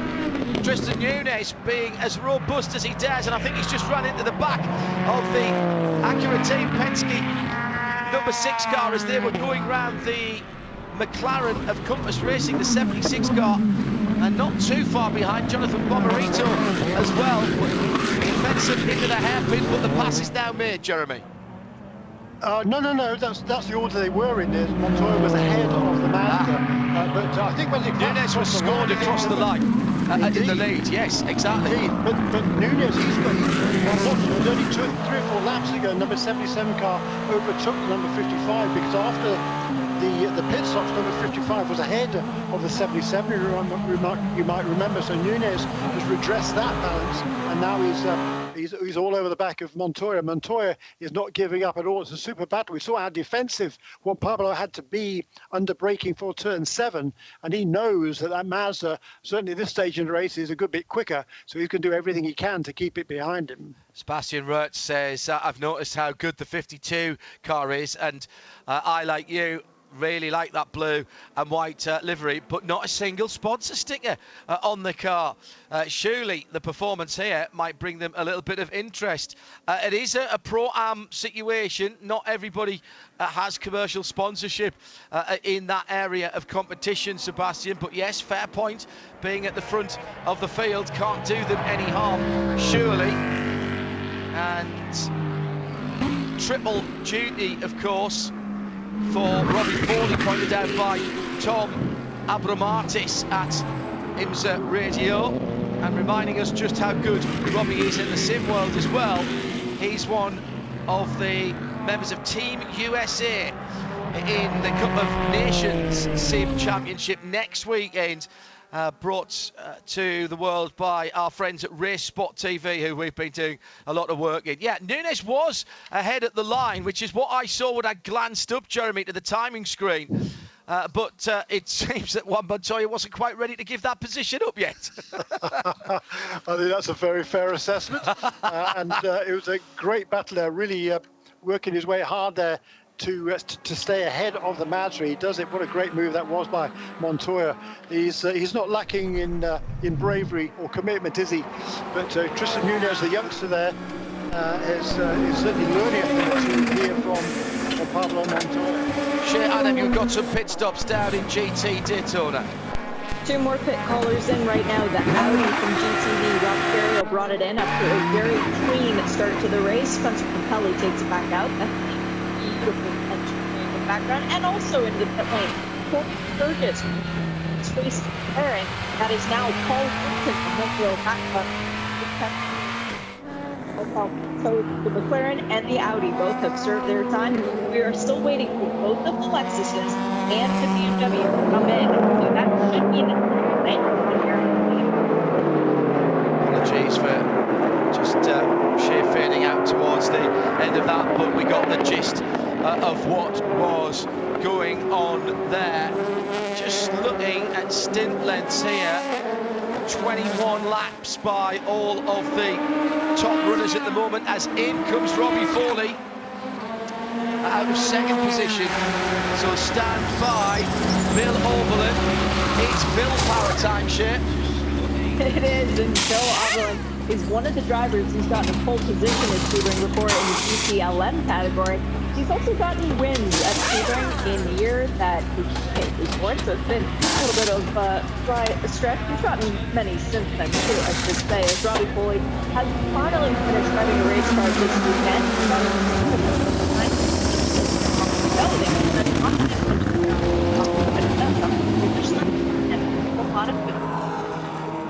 And out they go. That driver change was very slick indeed. Bill Oberlin looking to become the all-time most successful driver in terms of class victories in IMSA history, Jeremy Shaw. Yeah, indeed. So he tied Scott Pruitt's record of 60 at Petit Le Mans the end of last season. So he wants to put himself ahead of Pruitt completely by getting number 61. And they were looking pretty good here, except for the Lexus, which clearly have the legs of everybody. So it's going to be an uphill battle for him to get the win number 61 here. But certainly, there's no doubt that Bill Oberlin is still super successful. He might be pushing on the years a little bit. 1 year of age now, Bill Oberlin, but you certainly wouldn't know it. He drives and drives with, and shows out of the car every bit of enthusiasm as he did when he first started his career. Yeah, and I think it's a question of when, not if. It will happen because Bill is still a doughty competitor. In fairness, he just does what he does, and he's still got every bit of the same passion and enthusiasm as he did when I met him 20 years ago. Yeah, that's exactly right. He's just he's the ultimate enthusiast, is Bill Oberlin, as we see a pit stop here for Juan Pablo Montoya. Also Stephen Simpson into the pit lane as well. Interesting once again, isn't it, that most of the other contenders can stay out a little bit longer than can the number 6 car. It's got to Shea Adam, who's been watching those pit stops. And also into the pit lane, there's feeling tires for them, by the way. Also into the pit lane, one of the Lexuses. This is the 14 that came in first. So Aaron Taylor's in from the lead. Jack Hawksworth taking over that car. They are the Sprint Championship leaders. Keep in mind the first race that happened was at Daytona 2 weeks ago, where they did find victory. But this means that Frank Montecalvo goes one lap further. They don't have to stack the cars in the pit lane. They don't have to take a chance of teammates blocking each other. Immediately behind, Townsend Bell is up on the wall, which means Montecalvo will be in next time around. Shea Adam, our VP Racing Fuel Pit and Paddock reporter, out through the RFID reader for the Ian Sullivan Lexus. Dave Cameron now in the number 6 Acura team. Penske has taken over and he's rolling as well. So we're starting to get down now to about half distance. We're 3 minutes away, Jeremy, from half distance, and this has been a nice, good, long, dare I say this, green flag run, which we've had going now for 37 minutes. Just the one full course yellow for 4 laps, but that was nearly 15 minutes of running with that incident earlier on. Great battle out on the circuit as that was a GTD battle. In comes Tristan Union and Jonathan Bonarito following Union Shea. Ollie Jarvis taking over in the number 77 championship, leading Mazda, and that will be Harry Hinkle getting into the 55, defending race winner as far as races go in 2020. So we've got a lot of interest right now down at the Mazda camp. They've got quite a bit of digging to do to try and find a way back to the front, but the fuel probe is now out of the 77, and away goes Ollie, just waiting on the 55 to do the same. There it goes. Meantime, Gustavo Menezes has taken over the lead in LMP2. He's just gone past Spencer Piggott, a lap or two record in the meantime, a 1:49.9. Is that a race lap record for LMP2, Jeremy? It must be getting close to it. The race lap record for LMP2 was a 1:51.3 by Gabriel Aubry last season. Hang on a minute, I'm just taking a big hammer to the old lap record right here and smashing it into tiny pieces. Thank you, Mr. Menezes. Yeah, and Pipo Derani's best so far in the race, the overall, as he finally brings that Cadillac into the pit lane, to the frustration, I'm sure, of the Acura and Mazda teams. The Cadillac able to go 1 or even 2 laps further than the other contenders. His best lap so far, 1:47.675. That is only a couple of tenths away from Harry Ticknell's lap record set last year. Just the very beginning of that stint under yellows, that's a 23 lap stint for that car. 24, but including 3 laps of yellow. Correct, exactly right. Yes, 24, because he will go across the line there, and my timing hasn't caught up with that. Also in is the number 10 Wayne Taylor Racing car. That is a 24-lap stint as well, so the Cadillac's getting good mileage here, Jeremy, as well. It has been quite fleet of foot. Yeah, no, that's a worrying thing, certainly. The turbo cars, the Mazdas and the Acuras, because they've been beaten on pace and they've been beaten on fuel mileage as well. The Acuras, they've known for some time that they don't have the same fuel mileage as the Cadillacs. They've been making that point to the IMSA officials, and once again here it's plain to see that the Cadillacs not only here are fantastically fast in the Cadillac Grand Prix of Sebring, but they're also very frugal as well. That's a hard combination to beat. Yeah, I got the Mazda with Bomarito on 23 laps. We should expect scan down for the Team Penske car that did its full. Juan Montoya did 22, so yeah, at least a couple of laps for the Cadillac, albeit with a little bit of yellow right at the very beginning of that run. New set of sticker tyres, the new Michelins are out on the pit lane for GT Daytona, and Shea Adams watching another Lexus stop. That's Townsend Bell taking over from the pole sitter Frank Montecalvo, who did drive quite a bit of this race, 1 hour and 20 minutes, exactly half of it actually. So the number 12 Lexus wins the sticker for evenly sharing between their co-drivers, but they're dropping way back down. By the time the car gets back out of the pit lane, it's going to be down to at least the 6th position, as the Mercedes has already gone by. The Lexus is just now leaving the pit lane. 20 laps, call it 21 lap stints, excuse me, for the number 12 Vassar Sullivan car. And the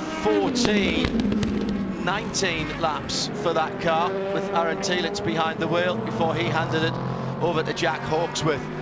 And it is Tony Vilander then that is leading, having taken over the car, the Ferrari, Scuderia Corsa Ferrari, 9 laps ago from Cooper McNeil. Whelen Engineering still leading, Felipe Nasr with that 10-second lead. It's exactly as it was when people was in the car, hovering just under 10 seconds, but now behind them, instead of it being the Wayne Taylor Racing Cadillac, it's Helio Castroneves, Jeremy, in the number 7. What a comeback for Acura Team Penske number 7. Yeah, of course, he's off strategy with everybody else. Correct. He made his second pit stop a little while ago, so he's off strategy with the other guys, but Ryan Briscoe now having taken over from Renger van der Zande, he's now 20 seconds almost behind Felipe Nasr. So that gap from first to second is just extending all the time. It was 16 seconds before the pit stops, and now it's closer to 20. Behind Briscoe, though, Oliver Jarvis, who's taken over from Tristan Nunez, he's a lot closer to the number 10 car than before the stops. The gap from second to third before this round of pit stops was over 10 seconds. Now it's about half of that for Briscoe to Jarvis. I reckon 4 or 5 more laps for Castroneves. Just a little bit difficult to calculate that entirely, because there was a little bit of yellow flag for his teammate, which is what I'm comparing it against. Montoya's 22-lap stint, Castroneves working the 17th lap of his stint since he came out of the pits, as Jeremy says, slightly off kilter, because he did that odd 11-lap stint. Actually pitted a couple of laps before everybody else. Anyway, that was because he had the issue, of course. Yes, of course he did. They fixed the issue with the car and sent him out, and then he stayed out to make sure that he got his lap back, and then did that 11-lap stint, which was a bit of an odd one, before continuing. So still only been Helio Castroneves in that car, Jeremy, as far as I can see. Yeah, I agree with you there, and I think he can do another 5 or 6 laps, I think, 4 or 5 laps anyhow, before he needs to bring that car. I think 4 or 5, yeah. Lane. And in fact, on this last lap, he was a little bit quicker than Felipe Nasr, so clearly that car is running quite well. That lap for Helio Castroneves was a 49.1. The car's best lap of 48.4. So, within 3/4 of a second of that, this stage in the game, that's pretty good going. Hello to Marcel Tenkat, who managed to disappear down an internet rabbit hole doing some work before the start. Completely forgot about the start of the race. Oh, Marcel. Fortunately, we'll have it on replay for you. And also Chris Humphreys keeping an eye on what's going on with the Porsche. Just 75 seconds now for the 912 of Lawrence Vanteur, and he's been in since the start. Obama still to get in that car, so anything happens now that pack the field up, that would be very useful for them, as we've got GT Le Mans pit stops, at least for BMW. Shea Adam. The number 25 BMW is into the pit lane. This is fuel and tires, and I believe a driver change taking place with Connor De Filippi taking over for Bruno Spengler. This is a red BMW for those of you playing at home. And the rumor has it that up and down the pit lane, the GTLM teams are electing not to pit both cars at the same time for the remainder of this race. So one BMW is in now. Look for the next one, the next lap around. And we should see the Corvettes come in with the 3, the leader coming in first. That's going to happen here soon. Well, that was interesting because Spengler he has come in at the end of his 24th lap. The 2 Corvettes and the SE Cron have continued on to their 25th lap. So how much further can they go? Lawrence Vanteur in and out, in and out, in and out. Hard to know what he's got fuel in the tank. He's just completed his 21st lap since the last time he was in. But remember, he is a lap. Is he a full lap off the lead? Yeah, I think he is. No, he's not, is he? That's what we were just saying. I'll keep an eye on that the next time they come round. 5th place car in trouble last time around. Team Penske and Dane Cameron getting a horrible ride over the bumps and somehow managing to hang on to that car on the far side of the circuit. I know we always say respect the bumps, Jeremy. There is something, it's the time of year, it's the way the cars are set up, I don't really know, but it does seem it looks even more vicious than usual to my eyes. It does, doesn't it? That was a wild ride he was taking there through turn 1. He's absolutely on the limit though, isn't he? Trying to hold on to that position ahead number 55 car, Dane Cameron. He's taken over that car from Pablo Montoya, so trying to get up to speed after that pit stop. As he goes size past the McLaren.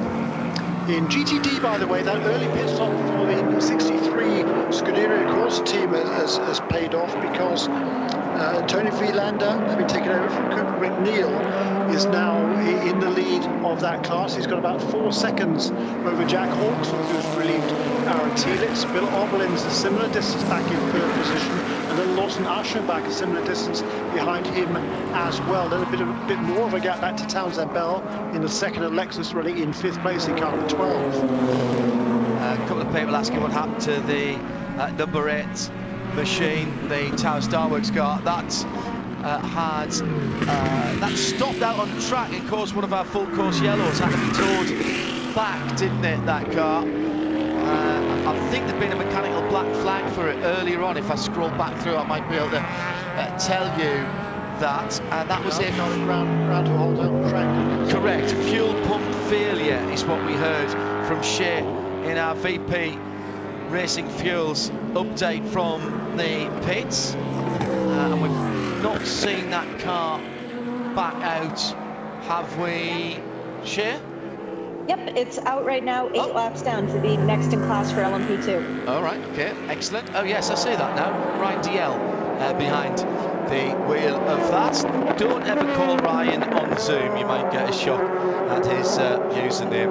All I'm saying about that, if you know anybody who works in the IMSA PR Corps, I'm sure they'll, particularly if it's not for his team, they'll have great pleasure in telling you that he was rather embarrassed by changing his name to something and then realised once he was in there he couldn't change it back again. Drivers, can't live with them, can't win a race without them.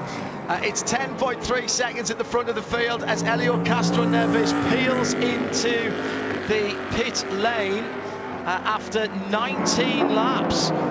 Right, okay, so that was I think that was a full green flag run for Elio. Yes, it was.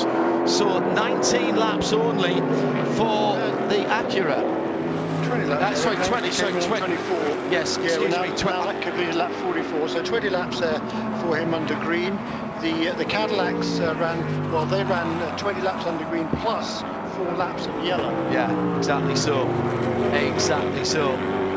Yes, I keep forgetting that when it shows me the stint, I've got to add 1 lap on because it doesn't re-credit that until the car comes out of the pit again. Let's take an update from the pit lane. Shea Adam has news. Just checked in with Aaron Kalix, who jumped out of that 14 Aimvaster Sullivan Lexus. Wanted to make sure that everything was okay because in the last few laps he seemed to be losing some pace.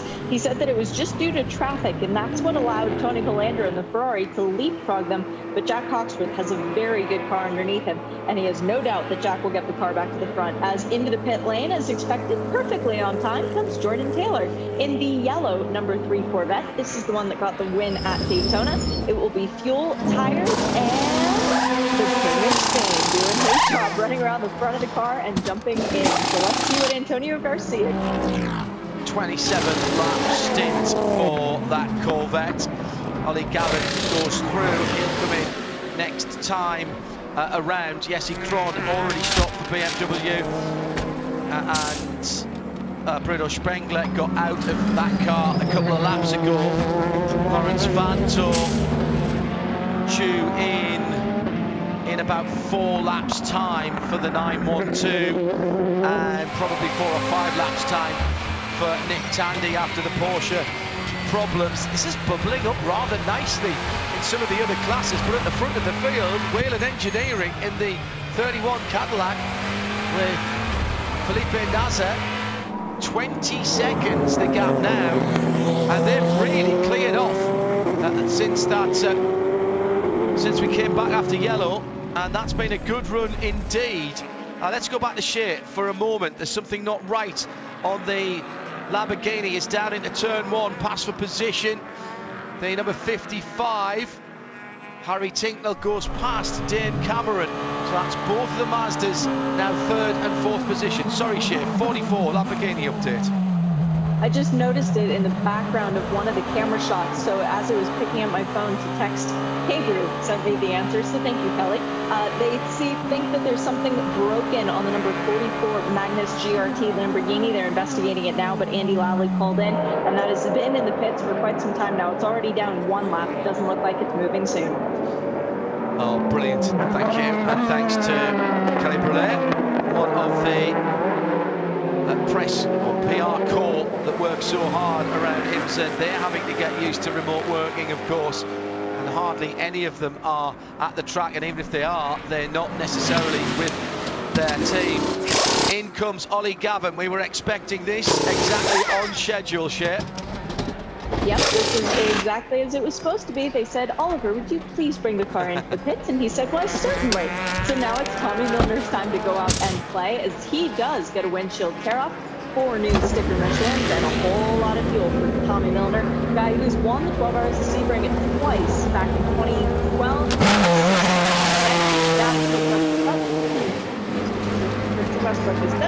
Watches on a perfect pit stop at 4 seconds. Yeah, Doug will be happy with that one. I would have thought. Ollie Gavin still in the pristine dark grey or mid grey and yellow. Do like those 2 new colour schemes for the C8R, and what an introduction into IMSA competition, Jeremy Shaw, these new mid-engined Corvette sports cars have been. They do look great, don't they? And he comes out after that pit stop, and right behind him on the racetrack, that is Tony Villander in the Scuderia Corsa WeatherTech Ferrari car number 63. He leads still in GTD. Not only that, he's extended his advantage over Jack Hawksworth over the last few laps. Just 3 or 4 laps ago, the gap was 4 seconds between first and second in the class. Now it's 6 seconds.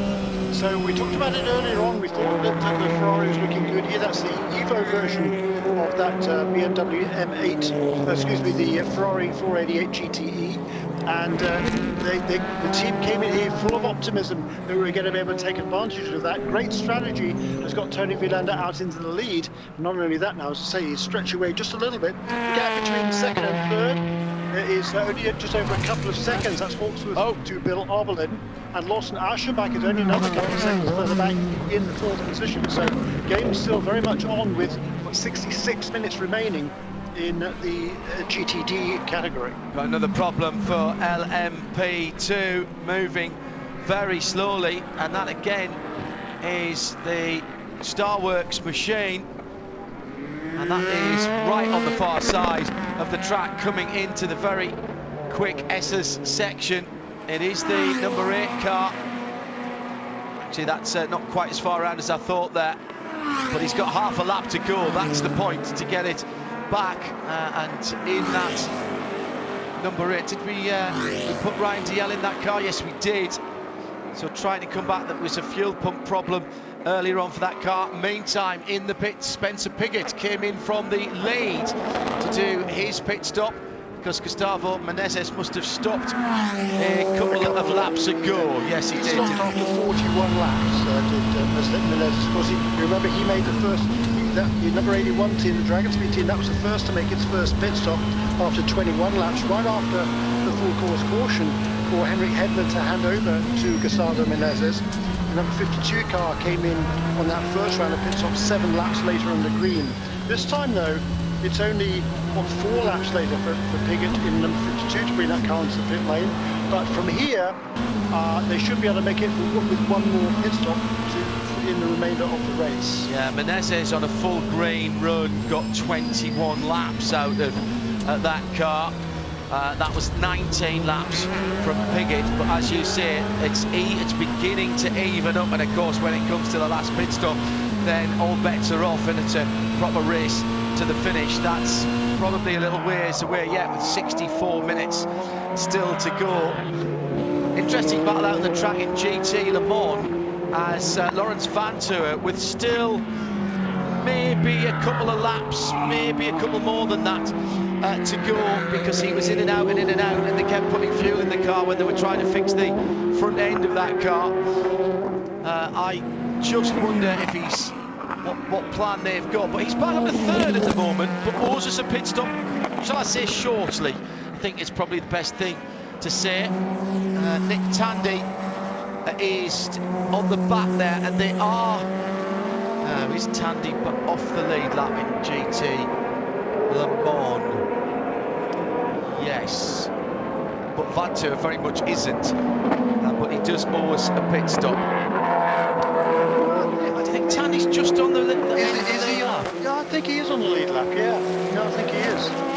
I've got him 4 laps off the leader here, but I'll just wait for him to trip the line and see where the... No, I believe so. It's 37 seconds, I think, behind Condi Filippi. Yeah, agreed. He's still on the lead lap. Right, okay. Yeah, yep. I'll buy that for $1. Agreed. Yeah, agreed. Yeah, there he goes. Yeah, super. Dragon Speed, that Evil Knievel livery, just heading out under the Corvette bridge, being pursued by the leader in, or the 2nd place car now rather, in GT Le Mans. Right, so they've swapped over on the pit stop. So Ollie Gavin going 1 lap longer than Jordan Taylor has given Tommy Milner the lead in the category, Jeremy. That's interesting, and a lead by 4 seconds, in fact. Yeah, indeed, that is interesting, isn't it? The number 4 car stopped 1 lap later, didn't it? No. Yeah, Jordan Taylor came in first, and Ollie came in the lap after. So 1 more lap by Ollie Gavin. He's managed to clearly do a very good round and in lap, and and Tommy's now got the lead by 3 and a bit seconds. Yeah, indeed he has. So that's a change there. I don't think there's any team orders at Corvette Racing. Certainly that's good news for Tommy Milner and Oliver Gavin in the number 4 car. They got about 3 seconds last time around. It was actually 4 seconds this time over Antonio Garcia in that number 3 car, and then the 9-12 car's about 25 seconds back in 3rd place. That just shows you how far the BMWs have fallen back.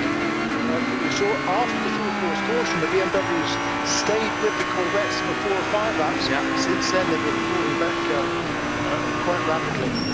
Yeah, and under 40 seconds now, Nick Tandy away from the BMWs, at about 1.5 seconds quicker than the BMWs per lap, so he will close down on them. About the same last time around as Connor De Phillippi's. He's getting up to speed in that car, 35 seconds off the back of Connor De Phillippi, the number 911 of Nick Tandy. Remember that schmozzle in the pit lane, then a puncture that cost him time. But the two Porsches fighting back. I'd expect to see Laurens Vanthoor in at the end of the lap he's on at the moment, or the one after, Jeremy. I don't think he can go much further than that unless he's been making fuel on the way around by some form of osmosis. I'm not sure that he can do that. Wayne Taylor racing now, of course, back into second place with Ryan Briscoe because of that off-strategy situation at the sharp end of the field. And it's going to start getting interesting there as we get to the end of the next stint. Felipe Nasser has got probably about 10 or 11 laps still to run. Same for Ryan Briscoe in the 10 Cadillac. Ollie Jarvis, yeah, probably about the same again. And Harry Tingle probably about the same again. So it's going to play out very interestingly at the end of this race with 59 minutes to go. The last pit stop's going to be absolutely crucial, and we've seen full service, I think, at every stop so far, haven't we, Shane? Nobody's done fuel only in the top class here. They've all taken a new set of Michelins because they've got time to do it. They can do it as they're fueling, of course, in IMSA. Correct, and they had 9 new sets of tires to begin the weekend, so everybody keeping quite a few up their sleeve for the race. The air temperature and the track temperature are equalised at 29 Celsius at the moment, so still relatively warm out there with just under the hour to go. Nick Tandy has been in and out. Oh, now that's interesting. 58 minutes to go for Tandy, and let me see what we think that might be in terms of laps. That's going to be for Tandy. What's he lapping at? 2 minutes and 7. Can't get home from there. Would need some yellow, I reckon. So there'll have to be a splash for the Tandy number 911 Porsche. But it's not going to be long, Jeremy, before the leading GT Le Mans cars, probably 6 or 7 laps at the outside before they could make their last pit stop. Yeah, that's going to be interesting. So here we're looking at a screen now coming down towards Sunset Bend. This is the number 81 car of Gustavo Menezes, the LMP2 leader for Dragon Speed USA, and not far behind him was Spencer Pigot, hanging right with him in that PL1 Matheson Motorsports car number 52. The gap last time around was 4.6 seconds. The gap before that was 4.3. Coming across the line now is 4.7. So Pigot has actually just turned his best lap of the race that time around. He was only a couple of tenths slower than Gustavo Menezes. I'm sure Menezes at this stage, he feels he's got things under control, so he's not, maybe he is pushing to limit. He got a bit of a slide there. Yeah, didn't he's off on the exit. That's going to cost him a fair bit of time. Yes. Hang on a second, I'm just looking up in the dictionary of racing, curse of the commentator. Oh yes, here it is, and a picture of Jeremy Shaw smiling back at me. Yeah, that's an uncharacteristic mistake there for Gustavo Menezes. He's going to have dirt all over those tyres, so he's really got to put his head down now and make sure he keeps that car under control. Yeah, he has. He's lost 3 seconds in that offer to turn the exit of turn 4 into turn 5. As in comes Laurens Vanthoor and also Lawson Aschenbach, who came out of, I think, 4th position in GTD when he came in. T-Bell's just gone around him for Ian Vassar-Sullivan in the number 12 car, and this looks like the driver is staying in the 74. He's quite close to the pit wall, and that's given the right-hand side tyre changes a bit of trouble there. And was that right-hand side tyres only for that 74, Shay? Nope, that was 4 tires. Riley's guys are just that fast, but it looked like Lawson Oshkosh was having a little bit of belt issue, that his left lap belt was a bit loose because the mechanic opened the door, tugged on it for him to get it to go all the way tight, and then shut the door once again once he got the thumbs up. The 912 is should be much better stops if you're throwing the parts in the pit. And Earl Bamber has now taken over the championship leading car and will now get to go out and try and fight his way back to a podium. Has to get around those BMWs. I can see now. Just on Adam S. Yes, let's just scrub you off that invitation list to any Porsche events. Thank you very much indeed. Shay Adam with the VP Racing Fuel pit lane report there. Felipe Nasser then at the front of the field, and with now a 15-second lead over the rest, and I reckon, as I say, about 8 or 10 laps to go, and that would bring him, Jeremy, pretty close in. In fact, I think at that point he would be able to go to the end. If he runs 8 more laps, he would be able to go to the end of the race on just that stop. Less than 8 laps. There's got 54 minutes remaining in the race. He can do so about, how many laps? Yes, okay, 6, 7, 8 laps from there. And he's on cruise mode. He is on cruise mode, I think. Now, if that lap was a 48.9 he's done a bunch of laps in the 52nd range. He's just taking no chances in traffic, and he's just taking no chances, and he's still running very comfortably. Here's a pit stop now for the 3rd place car in GTD. Bill Oberlin into the pit lane, Shay, and that was full. Go on, sorry, Shay. Sorry, John, that was full service for the Turner Motorsport BMW. Bill Power still powering that BMW, but it is a bit early. Townsend Bell into the pit lane, also the number 12 Lexus. Remember, this was the last of the GTD cars to make it stop. So yes, they might be back timing to the end of the race where there's only 53 minutes to go, but that strikes me as a little bit off. T-Bell's only been out there for 12 laps. The longest stint that car's done is 22, and I reckon there's still, even for those cars that'll get lapped a couple of times, there's mid-20s to go for that car. That's going to be tight for them to get home on that fuel for T-Bell, and that is an early stop, quite an early stop for that car. So is that the first chink then in the armour of Ian Vassar Sullivan, who've had the pace so far this weekend, but that, as I say, an early stop for Townsend Bell. Bill Oberlin back out onto the racetrack. Jack Hawksworth in second for Ian Vassar Sullivan. His lap times have been fine, and he's been out there for 15 laps, so I expect to see him go for another 5 laps or so. Vilander, has Vilander just stopped, or is he due in this? Oh, he comes in this time around. There you go. That's fine. Happy with that. That means he's done 20 laps on that stop, 22 laps on that stop, that tank of fuel. In fact, that's good. Good mileage for him, and again, it's going to be tight whether he can get to the end. It will depend where the leader is. Always the problem, that, Jeremy Shaw, isn't it? Is the 63 is up on its jacks, fuel still going in, tyres about to go on. Always problems for the classes that are not the top class, because, you know, it's where the leader is when the checkered flag and time runs out, and you might have to do a little extra lap that you weren't expecting. Yeah, that is certainly true. And the number 63 car did make its previous pit stop several laps before the number 14 car. So Hawks was able to stay out now. If he can turn some fast laps, maybe he can translate what was a deficit of just a little bit under, or somewhere between 4 and 5 seconds, depending on how they had with traffic or faster cars going past them. There comes now Tony Vidina out of the pit lane. Got to make sure he doesn't cut that line at the exit. He does that perfectly. And he will have to see where he cycles out. The only 2 cars, I think, that have not yet made what they hope is their final pit stops will be the number 14 and a number 76, or has that just come onto pit? Yes, that hasn't just come onto pit lane as well, the Compass Racing McLaren.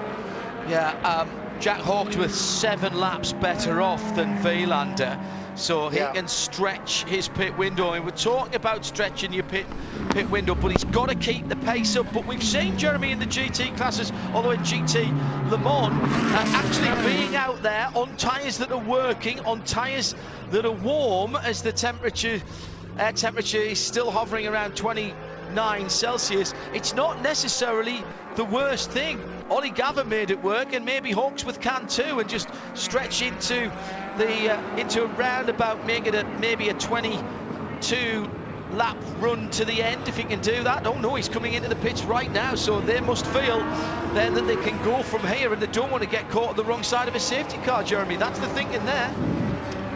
Yeah, I guess so. I mean, they certainly must be confident they can get to the end from here. But you're right, if they did not make the pit stop now, then if there was a full course caution, they would have to wait until everybody's packed up behind the safety car, and they would lose a lot of ground. So as a car protection, they elected not to take that risk, and they're going to come in now and take on the final service of full tank of fuel and 4 fresh Michelin tyres.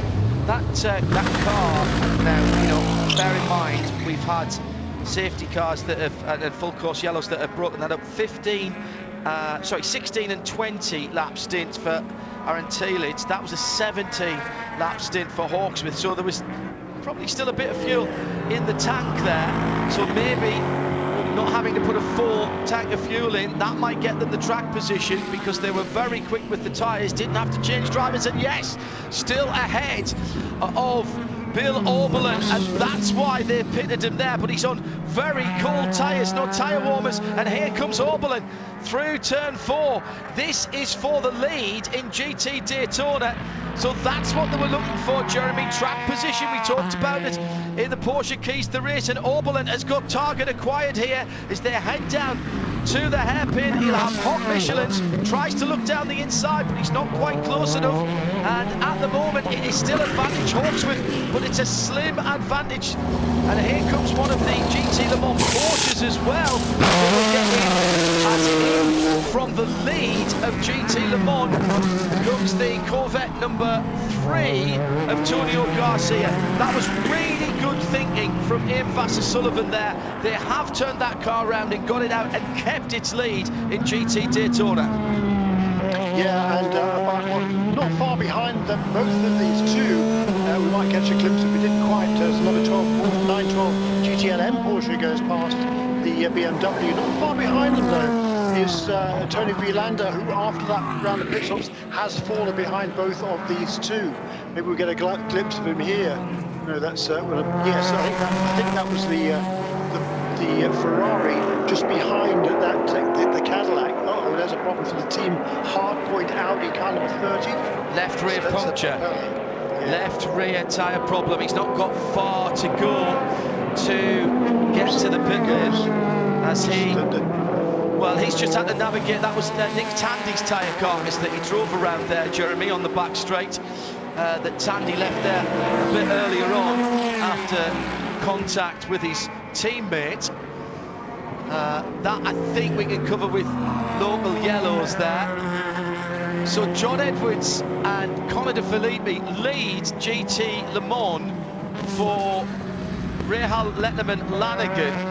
And they've got a lot of running to do in those cars. They can do another 10 laps or so before they need to stop.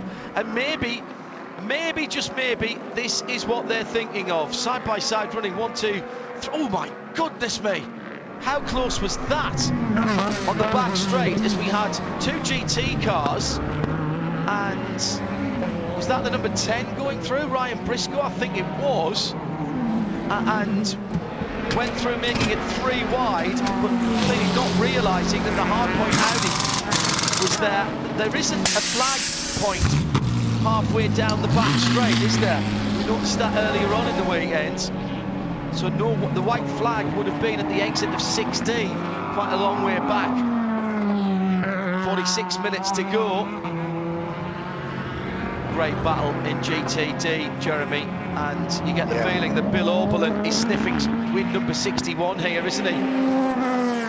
He certainly is, absolutely right, and he's taken advantage of that good pit stop there by Turner Motorsport. He's leapfrogged Tony Vilander, who's now got it all to do back in the third position, the Ferrari, but the gap's not very much between the top three cars in GTD. Lawson Aschenbach, he's about another 5 seconds back in fourth position, and Townsend Bell is about another 4 seconds behind him in the fifth position. Comes the third place Mazda to split the two GTD leaders. Yeah.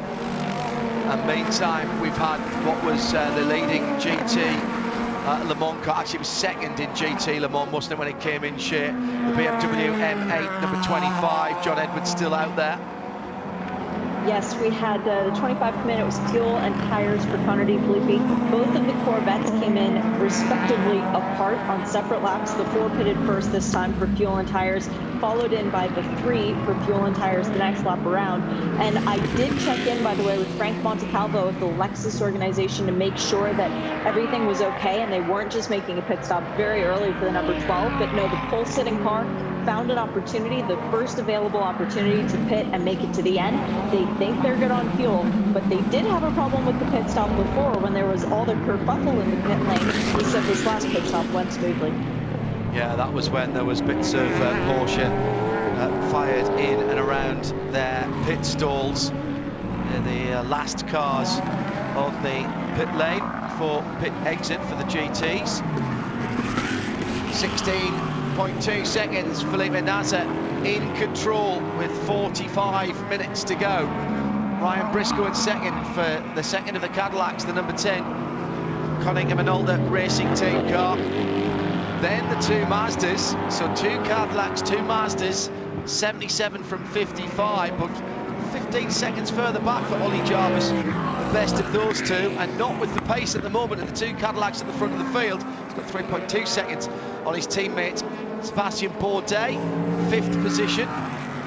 Has Sebastian Bourdais been in that car since the start? No, Joao Barbosa got it in the middle. That's all right. Well, I'm not sure whether he did, because that's what the scoring showed, but then all of a sudden halfway through that next stint, it seemed to me that Bourdais was suddenly at the wheel again, so I'm not quite sure what's going on there, I must admit. I've got Bourdais for 15, Barbosa for 24, and Bourdais on this is on his 20th lap.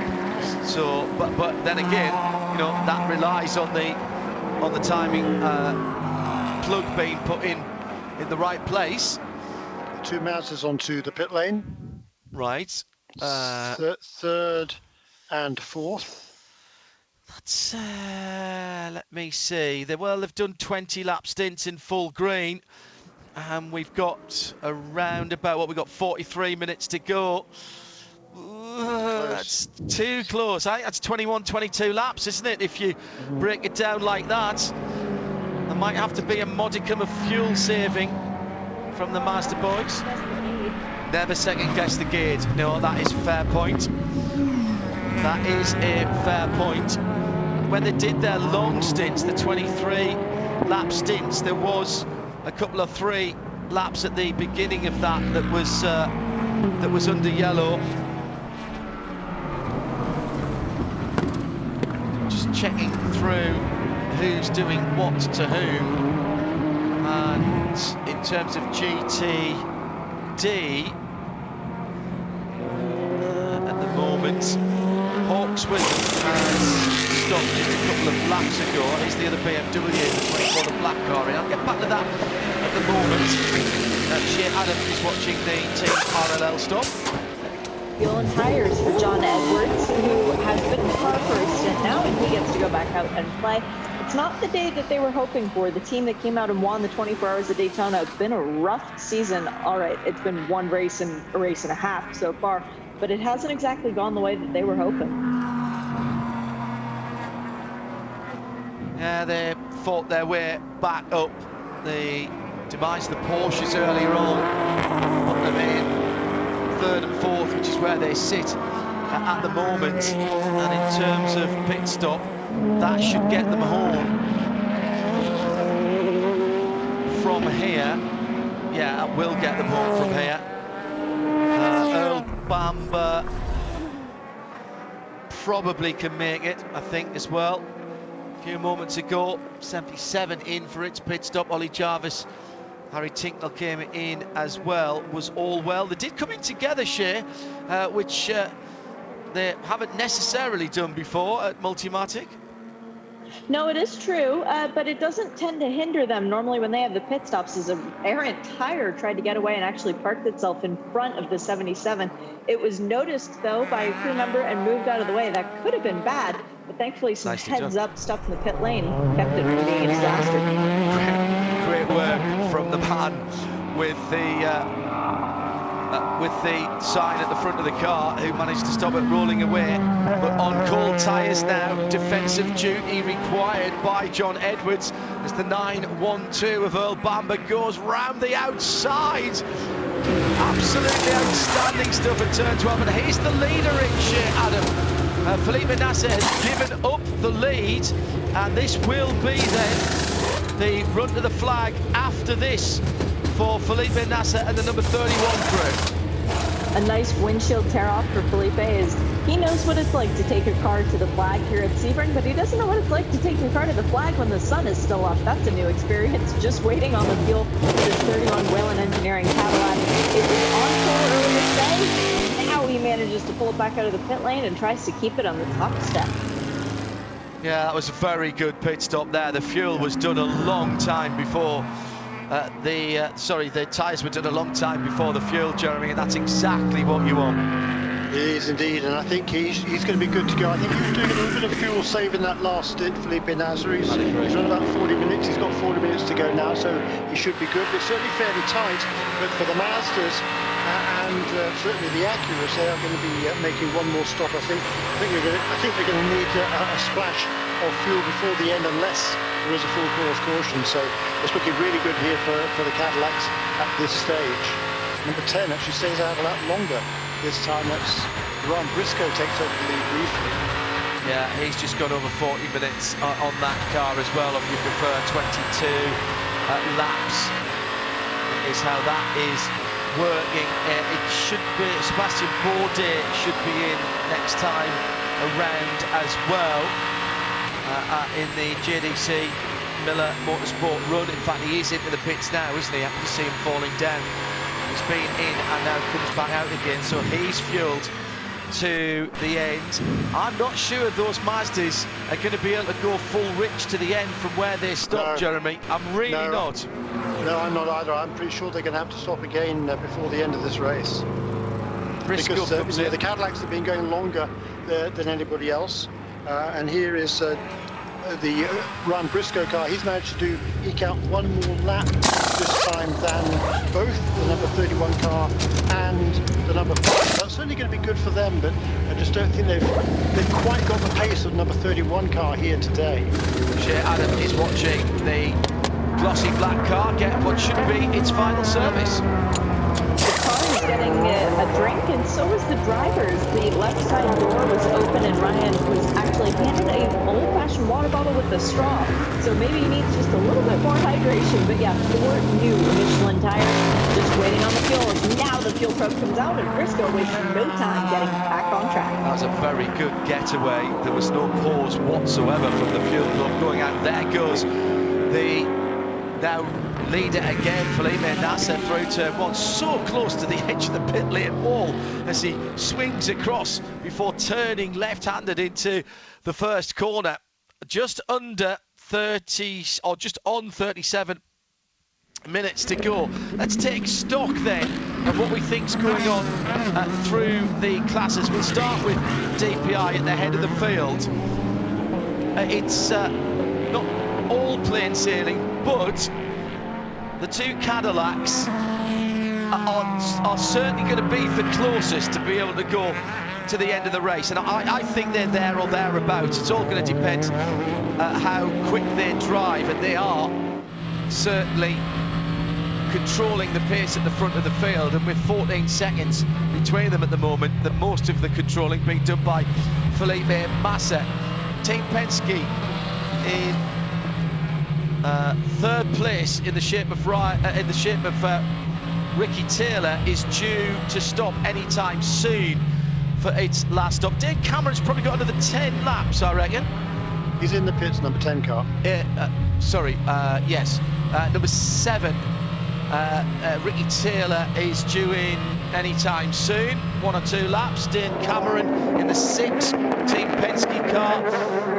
Probably got 10 laps maybe in that car, 10 or 9 laps still to go. The interesting ones, as we've been seeing from for Jeremy and I, 77 and 55 Multimatic, they might have to do a bit of fuel saving to get them to the end without a splash, and that could be good news for Sebastian Bourdais to be able to jump up a couple of places. In LMP2, Gustavo Menezes will be stopping, if he isn't already stopping, anytime soon.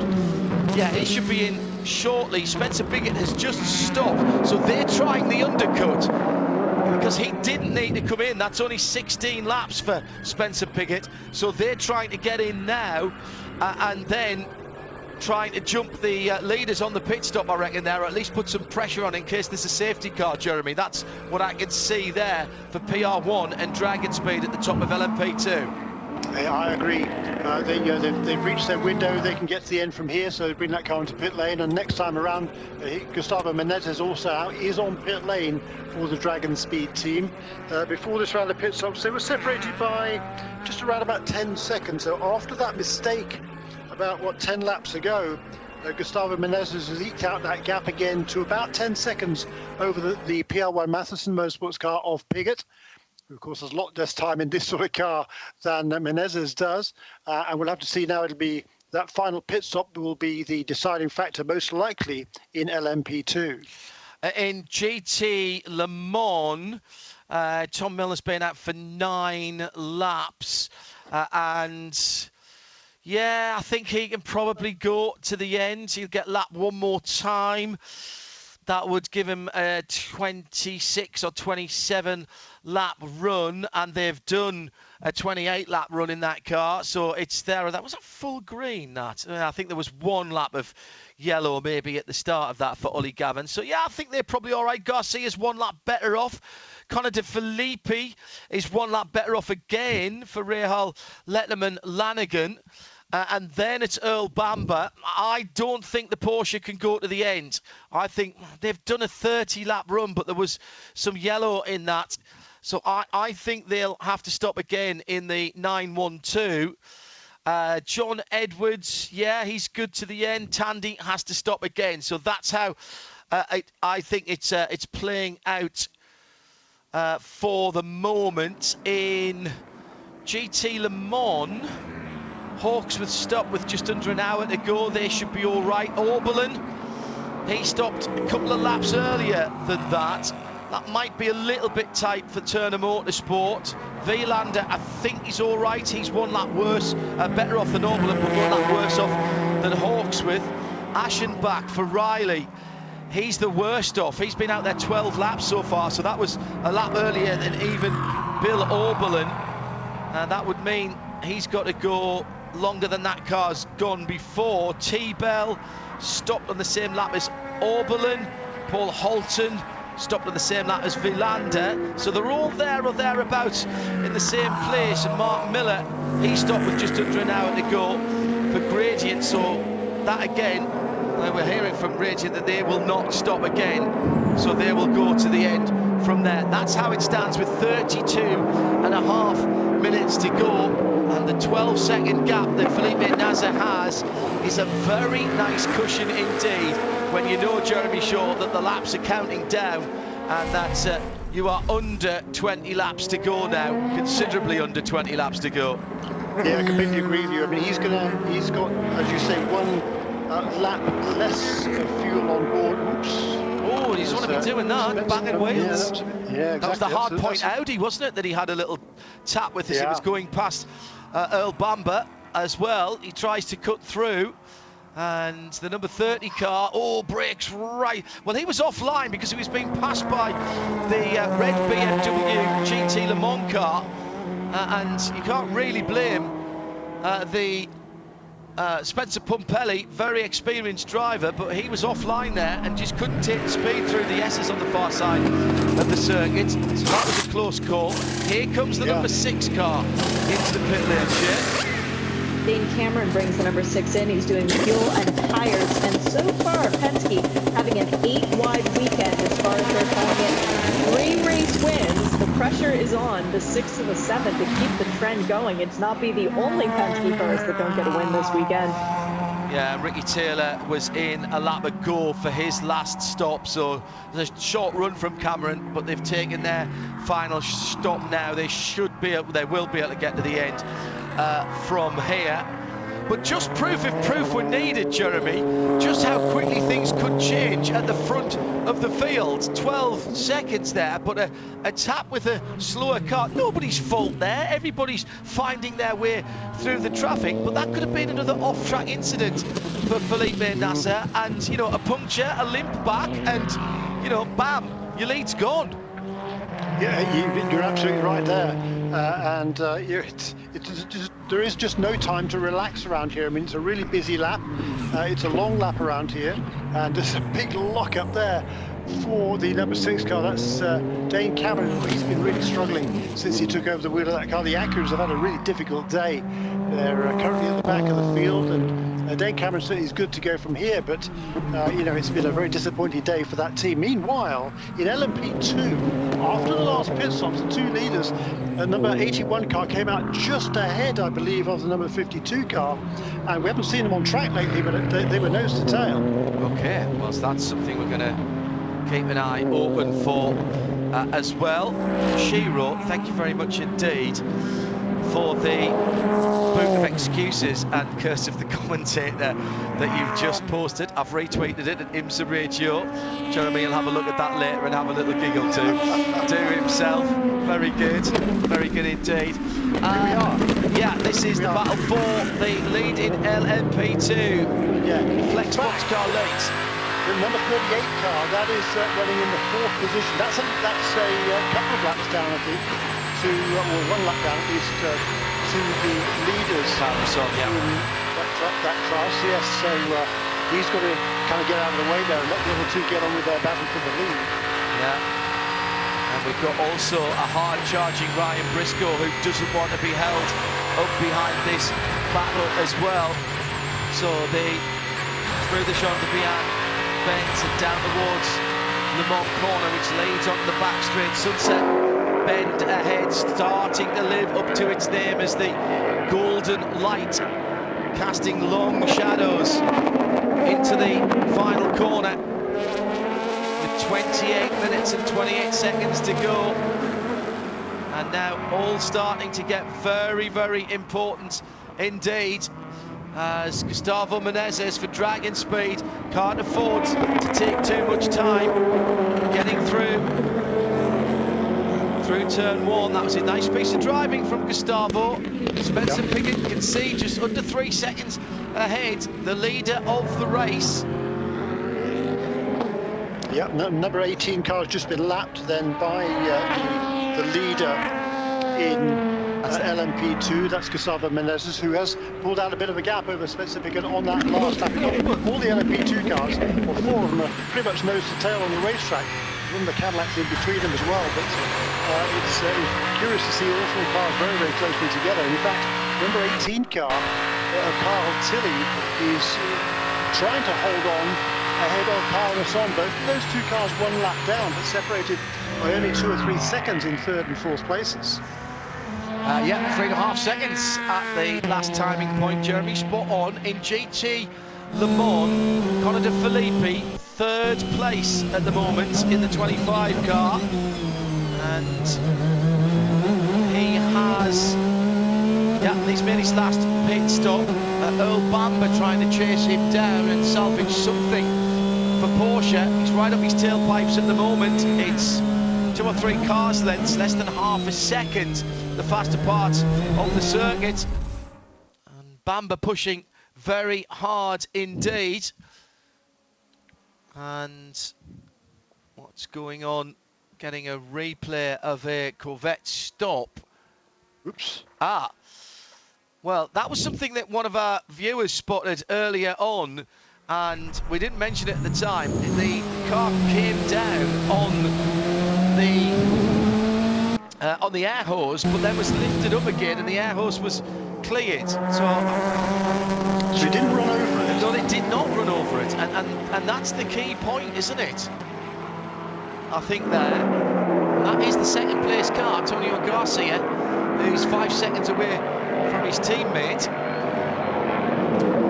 85 in 6th position, just passing that battle. That's the JDC Miller Cadillac, and the BMW and the Porsche just coming through to finish another lap with 25, let's call it 25.5 minutes to go, Jeremy. And Earl Bamber, having waited rather longer than he normally does to get in the car. Lawrence Vanthoor normally just does the first stint, qualifies and does the first stint, but with all of the argy-bargy in the pit lane and the full course yellows, Lawrence did a little bit more than normally, and now Earl having to fight his way back. Nick Tandy still with the fastest lap of the GT Le Mans race, but still down in 6th position, not getting great points for Porsche. They'll not be happy with what happened today. In fact, all 3 Porsches in this race had problems, didn't they? The Wright Motorsport car, with Ryan Hardwick back behind the wheel, sitting in 9th in GT Daytona, after that car mysteriously cannoned off to the right-hand side through the Jean de Bihan S's, knocked the rear wing off, a little bit of the damage at the back as well. And that's Robbie Foley now, who is, well, he's maybe a second or so ahead of Tony Vilander. Bill Oberlin back in that car now, or in that car now. Robbie Foley. Yeah, don't worry. So the race leader, particularly for you, race leader in GTD is still Jack Hawkes. He's eked out a little bit of a gap. It was pretty stationary around about a second and a half for quite a few laps after their final round of pit stops. It's now edged out to a little closer to 3 seconds between them, and this is the battle for second and third, with the number 96 BMW just ahead of Tony Vilander in the number 63 Ferrari. It's been a fascinating motor race. I'm loving it again. Such great runs. I'll tell you what, something else to keep an eye on, John, is Sebastian Bourdais is charging along a number 5 car. We think the Mazdas are going to struggle as we see this side by side there. This is the 3rd position, is it not, in correct GTLM? Oh, Earl Bamber, you absolute superstar if you pull that one off. Brilliant driving, respectful driving by both Connor De Phillippi, who has the position, and Earl Bamber, who is still side by side. That's turn 1, 2, 3, surely not through turn 4 as well. No, Bamber rather sensibly drops in behind, but fabulous driving by both of these very, very quick drivers. Respect. When we talk about racing room there, asked for and given. Around the outside, again down into the hairpin at turn 7. But Bamber's going to get eased gently off there. It has to back off. But clearly Bamber is pushing the go button at the moment. The Corvettes are a minute up the road from this battle, so getting anything better than 3rd is going to be difficult. Again, he goes to the outside as De Phillippi is battling. I think he's going to make it this time around. That is unbelievable stuff. That started coming out at turn 17 on the end of the previous lap, and it's taken half a lap of pretty much side-by-side driving for Earl Bamber to clear the number 25 of Connor De Phillippi. That is quality stuff. That's why we love this type of racing, Jeremy. Yeah, isn't that right? The great racing between those two, really exciting, and hats off to both of them. I mean, that was really respectful driving. Connor De Phillippi, he knows the Porsche is just a little bit quicker here this weekend. He's certainly not going to give him the position. He fought as hard as he possibly could, but I think he probably realised there's no point in just banging doors and pushing the guy off the racetrack. It's not going to win him any friends at all. Absolutely. So he's kind of bound to the inevitable there. It's a great battle, that kind of DVD. Yeah, great battle between those two. And there's another battle out on the circuit for a major position as Bill Oberlin in 2nd place, some 4 seconds away from Jack Hawksworth, but Tony Vilander wants that place for him, for Ferrari and for his teammate Cooper McNeil, as through comes the leading Corvette. Check that's the second. No, that is the leading Corvette, the number 4 car, sorry. And it's starting to get a little bit gloomy.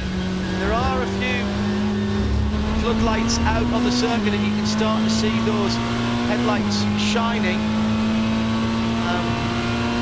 Phil asking, I thought there was a chance of rain. There was. It's diminished, thank goodness. That was one of our keys to the race. Weather, well, that hasn't played a part. Track position certainly has, particularly in the GT category, where there's been a lot of very clever use of tactical pit stops, not waiting till they've burned all the fuel off, so they haven't had to sit so long while the fuel is going in. We did say it's not 12 hours, and that has really hurt the Porsches, because their early problems, they haven't had the ability to fight back over a longer period of time. And pit stops, I underline pit stop with the Sharpie, and my goodness, we've seen it happen in the pits again, particularly for the Porsches. But for the Corvettes, it could have been a nightmare there, but for Ollie Gavin and the team's sharp reactions. So the Porsche keys to the race once again playing an important part. After this race, in 20 minutes time on RS2, we'll stay on the air for Michelin post-race tech. That's hashtag Michelin PRT for your questions, points arising, anything that you've noticed or just want to discuss, and that is on RS2 IMSA radio only. Last 20 minutes now, Jeremy, and the battles continue to be turned up to full maximum, with the 2 GT Le Mans Corvettes having fought their way now through that battle for second place in GTD. That means Tony Vilander is free to have a look at the back of the 96 Turner BMW. Yeah, it's a super battle between these two. They seem to be very, very closely matched, and having given up the position during that last round of pit stops, having stopped a couple of laps earlier, a lap earlier, number 96 car has snuck ahead of number 63 Ferrari, but that battle is going to continue. In the meantime, the gap to Jack Hawksworth is out to 4.7 seconds now, so Hawksworth is stretching it out in the closing stages of this race, just less now than 20 minutes remaining. Yeah, you were going to make a point before we had that action earlier on. We've got the two Masters close together, with Sebastian Bourdais not too far behind them. But you were talking about going to the end, and those Masters, if they, I do think they're going to have to splash, and I think that might let Sebastian Bourdais make up a couple of positions there. He might yet be on the podium in that number 5. That's the Mustang sampling car. I think you're absolutely right, because the Mazda stopped a couple of laps before the number 5 car. It's going to be a major stretch, I think, to get to the end. The gap from second to third, the gap from first to second, is sort of stayed fairly. Actually, it's expanded now. It's almost up to 20 seconds again between Nasser and Briscoe, number 31 and number 10. The third place car is Oliver Jarvis. He and his teammate Harry Tinton are running pretty much in lockstep there in third and fourth positions, and the gap from second to third hasn't really changed that much. It's about 19 seconds now, and that's about what it has been for the last half a dozen laps. So they're clearly all running at a similar pace.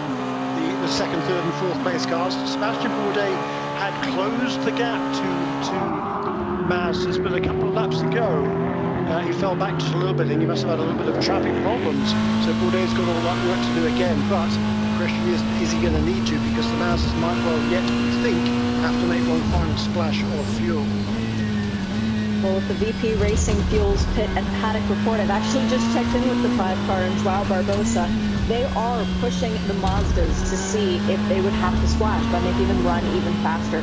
Joao Barbosa said he did have to do a bit of fuel saving during his stint, but right now Seth is good to go, and he has turned it up. They're fighting for a podium right now. Yeah. Also, guys, just quickly, the 44 Magnus, the official cause of retirement, gearbox issue. Yeah, differential. Andy Lally, I just saw that coming in on that car. That is cruel luck for them, and the bumps have taken another victim. Well, it seems as though the Mustang sampling team have worked out what we have as well, Jeremy, and they know they're in with a chance. Meanwhile, the battle for second in GTD into turn one, and the Liquid Molly BMW just about holds onto it, but here comes Vilander. Looks like he's got more grip in the WeatherTech Ferrari, goes down the inside into turn three and makes the pass. He was able to tighten his exit from turn one over the bumps and got great drive off the corner, drops the right-hand Michelins into the clay under the Corvette bridge. But that was an outstanding piece of driving from Vilander. Maybe just a little bit wide from Bill Orbler, but not that much, Jeremy. But I was super impressed at the platform that Tony Vilander's got underneath him as he just tightened his exit from turn one. Yeah, I mean, that car's fast.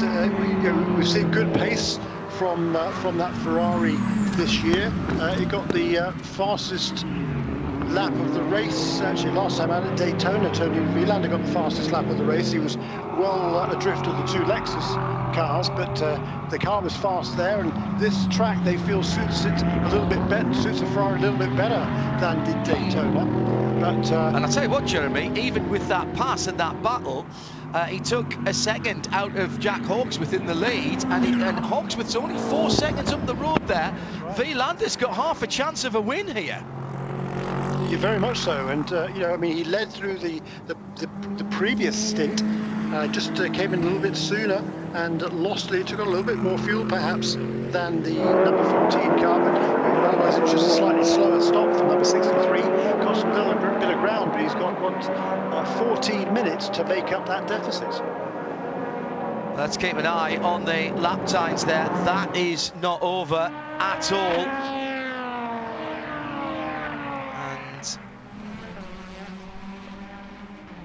The two Mazdas still circulating together in third and fourth position for Ollie Jarvis and Harry Tinknell, 1:49.8 and 1:49.6 last time around. If they are saving fuel, they're doing it with very, very good lap times.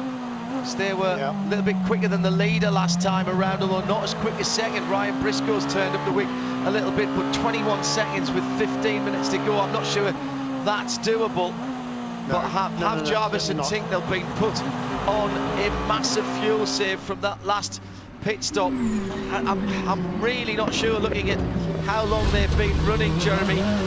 It's going to be very, very tight, and I wonder if Multimatic will roll the dice or they'll just take the points. They would drop quite a long way down, even if they just came in for a splash now. Yeah, they would. They would certainly lose a couple of positions, so at least the two JDC cars, I think, number 5 and number 85 as well, which is the Tristan Vautier and number 85, he's only about 14 seconds behind Sebastian Bourdais, so he'd certainly lose out to those two positions. The question is whether they could get out of the pits ahead of the two Penske cars, which are running just a couple of seconds or so apart. They're running a couple of seconds or so apart. The battle for third and fourth in LMP2 is now nose to tail. Wow. Kyle Tilley in car number 18, that's the Acura Motorsport entry. He's got Kyle Masson all over the back, and is this the battle? That's the two Mazdas have just swapped. Oh no, sorry, they haven't. They just gone by the leader in LMP2, Gustavo Menezes. Second place in LMP2, Spencer Piggott. Excuse me, the two Mazdas just going through. I did notice that Dave Cameron, though, you were talking about the Acura team Penske. He's just put that car's fastest lap of the race in, Jeremy. So they've got a little bit of a wiggle going on as well. And, well, they've got no fuel worries. They were the last two cars to stop, so maybe they think there's an opportunity of another place or two as well if the Mazdas got to stop, because they're only 10 seconds further back from the banana boat, the number 85 car. Yeah, that's right. So there's still plenty going on here. Just looking at the gap between the GTD leaders, it's 4 seconds last time around. It was 4.4 the previous lap, so Tony Vilander closed by about 4/10 of a second on the previous lap, 2/10 on this lap. I think it's going to be a tall order to make up 4 seconds, I should say, in just 12 minutes, but don't tell Tony Vilander that. No, very interesting. Vilander just doesn't know how to stop driving as fast as he possibly can. He's got 2 speeds, as fast as he possibly can, and dead stop. There's nothing at all there. Tony, what a great character as well Tony Vilander is, Shea Adam.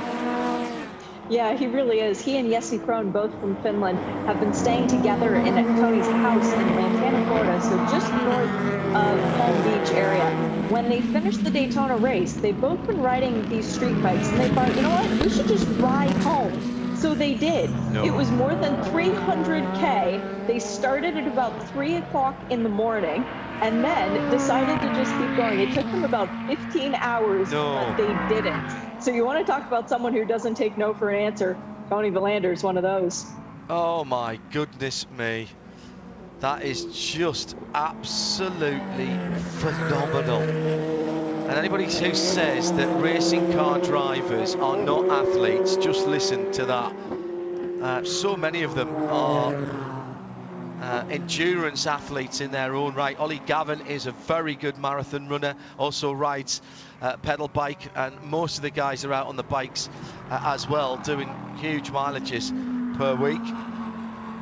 But driving a race car, it's a fairly unfriendly environment when the temperatures are 29, 30 Celsius, the humidity is 81 degrees, and you've got a 3-layer race suit, a layer of underwear, a helmet, a balaclava, gloves, and a hot engine somewhere near you, either right in front of you, burning your feet through the pedals, or right behind you, and still kicking heat into the cockpit.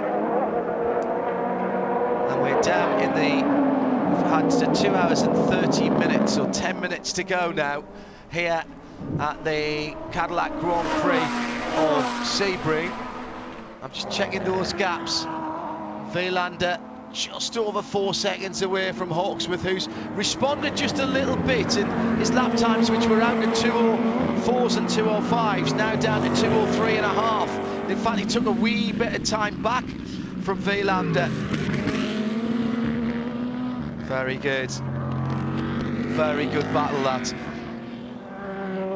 Just watching now, number 10 car, Ryan Briscoe. He's falling back all of a sudden from the leader at a couple of seconds a lap. Not quite sure why that would be. He's still maintaining a healthy margin over the 3rd place car of Oliver Jarvis, who remains with Harry Ticknell just running in his wheel tracks there. Those 2 Mazdas have actually eked out a little bit now over Sebastian Bourdais, so perhaps they've saved enough fuel to be able to get to the end from here. We've got, 8 minutes and 45 seconds, the clock ticking away there in the screen as Felipe Nasser comes past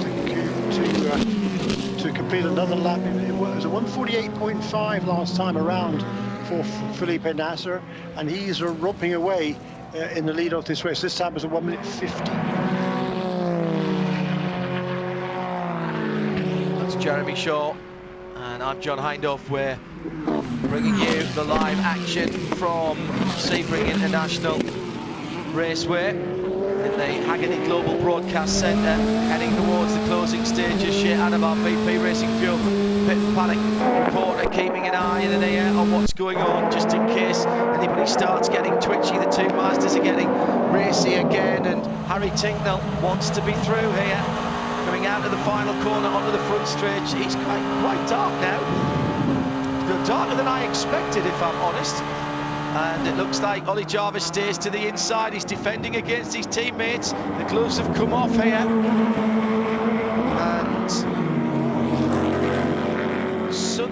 when's sunset this evening? Is it about 8:30 local time? Yeah, it is, but it's an hour later than it is when we race here in March. So that's a lot of extra sun that we're getting on the track. Right, okay. 2 Masters providing us with plenty of entertainment.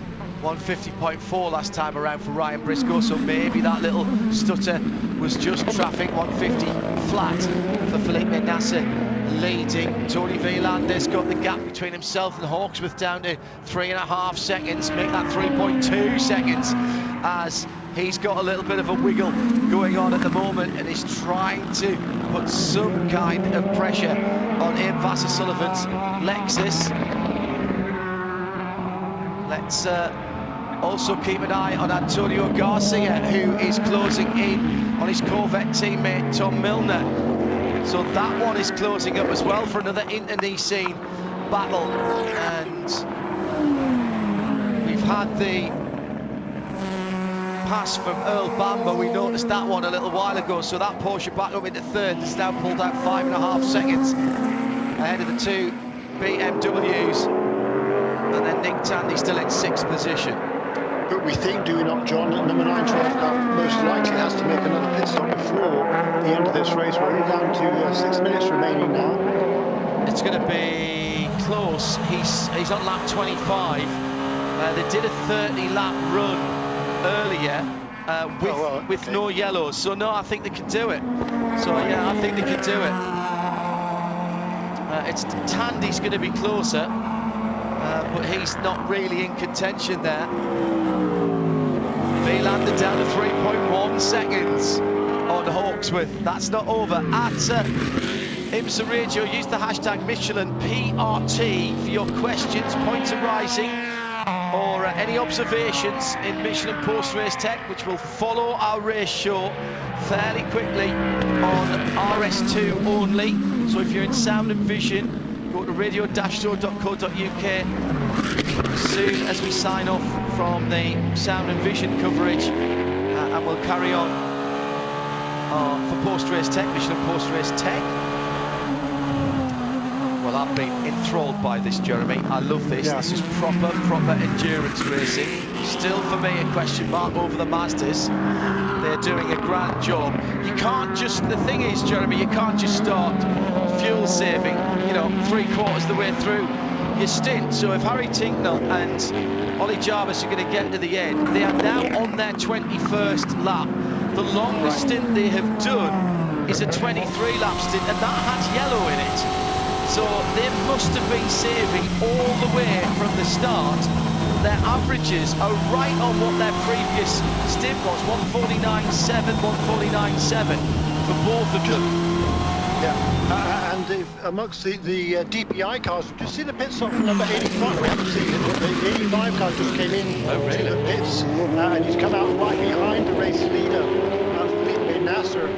So he came on the last round of pit stops, number 85, JDC Cadillac came in 1 lap before most of the Mazda. Correct. That was the same on the previous stint as well. So we've still got, 4 minutes remaining in this race. Laps at least, isn't it? Yeah. That's 2.5 laps. So where are they on the racetrack? Yeah, they're going to have to do 2 more laps, I think. Yeah, I agree with that. And Briscoe's really backed it off there in the 2nd position. He's losing a lot of ground to the number 31 car, despite the fact he made his final pit stop a lap later than the number 31 car. That's curious. Good lap there, though, by our race leader, 48.0. Felipe Nasser. That's only 0.4 of a second away from the fastest lap of the race that was set by Pipo Derani early on. Does he want to really hammer it home? For a moment, Vilander was under 3 seconds away from Jack Hawksworth, but Hawksworth's just taken a couple of tenths out, and meantime there's the battle we were talking about coming out of turn 17 as Antonio Garcia has closed up with his teammate. It's less than a second as they go across the line, and Connor De Phillippi is still only just under 5 seconds away from a position on the podium, but that's held by Earl Bamber at the moment. So the battle for the lead is on. The 100th IMSA victory was taken by the car in second at the moment, and I might think that, particularly with the early pace shown by Tom Milner and Ollie Gavin 14 days ago, then maybe they think that they're all this one. Antonio Garcia not about to give up without a fight. Now, if you're on the Corvette Racing pit wall, Jeremy, do you get on the phone right now and say, right, that's it, lads, that's as close as I need to see you two, thanks very much.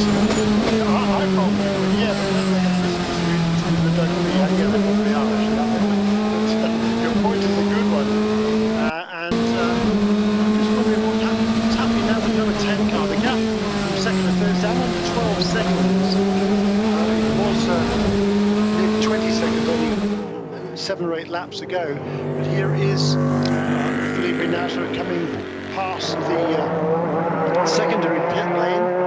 Is he going to see? Yes, he will see the white flag at this time around. Right. Yes, he will. Absolutely right.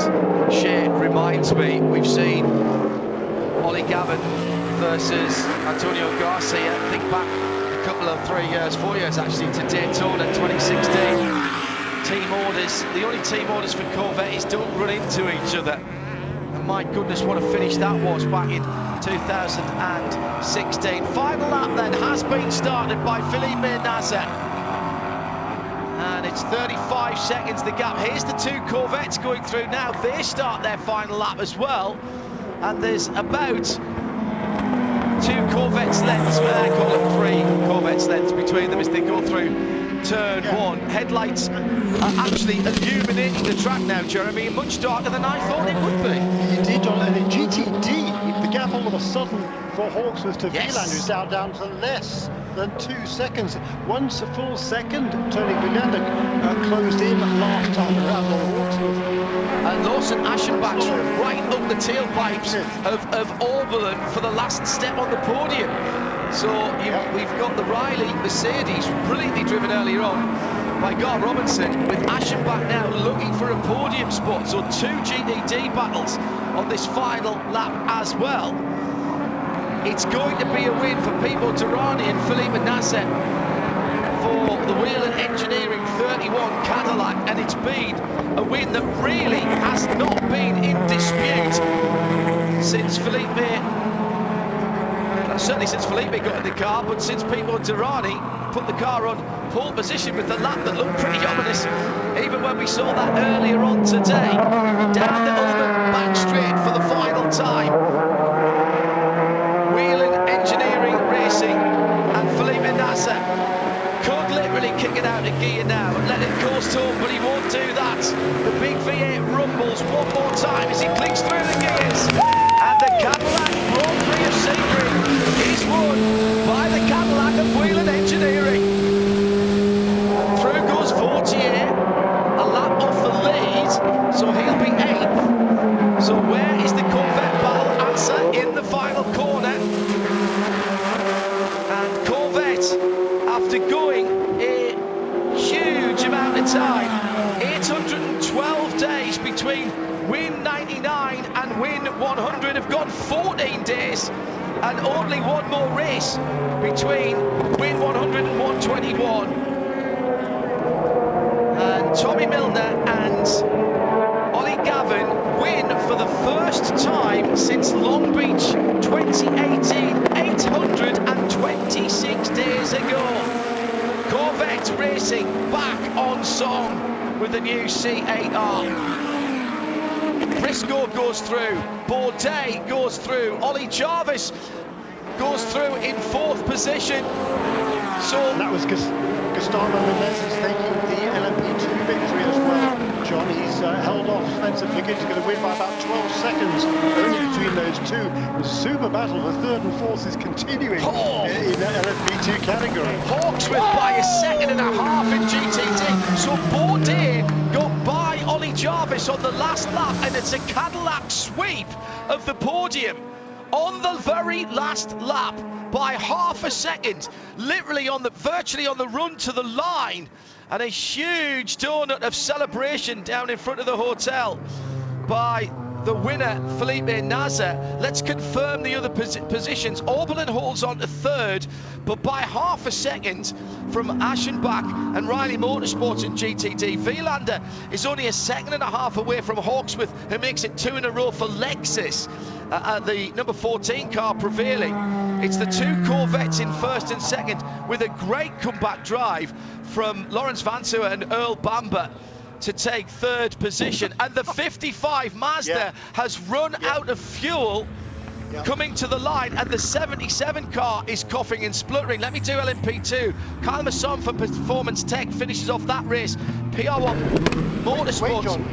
Yes, he got that podium finish on the last lap. He snuck past Carl Tilley to get 3rd place by 0.3 of a second. Another last lap pass and another sub 1 second win or change of position, then the PR1 car, Menezes, takes it, the lead by 12 seconds.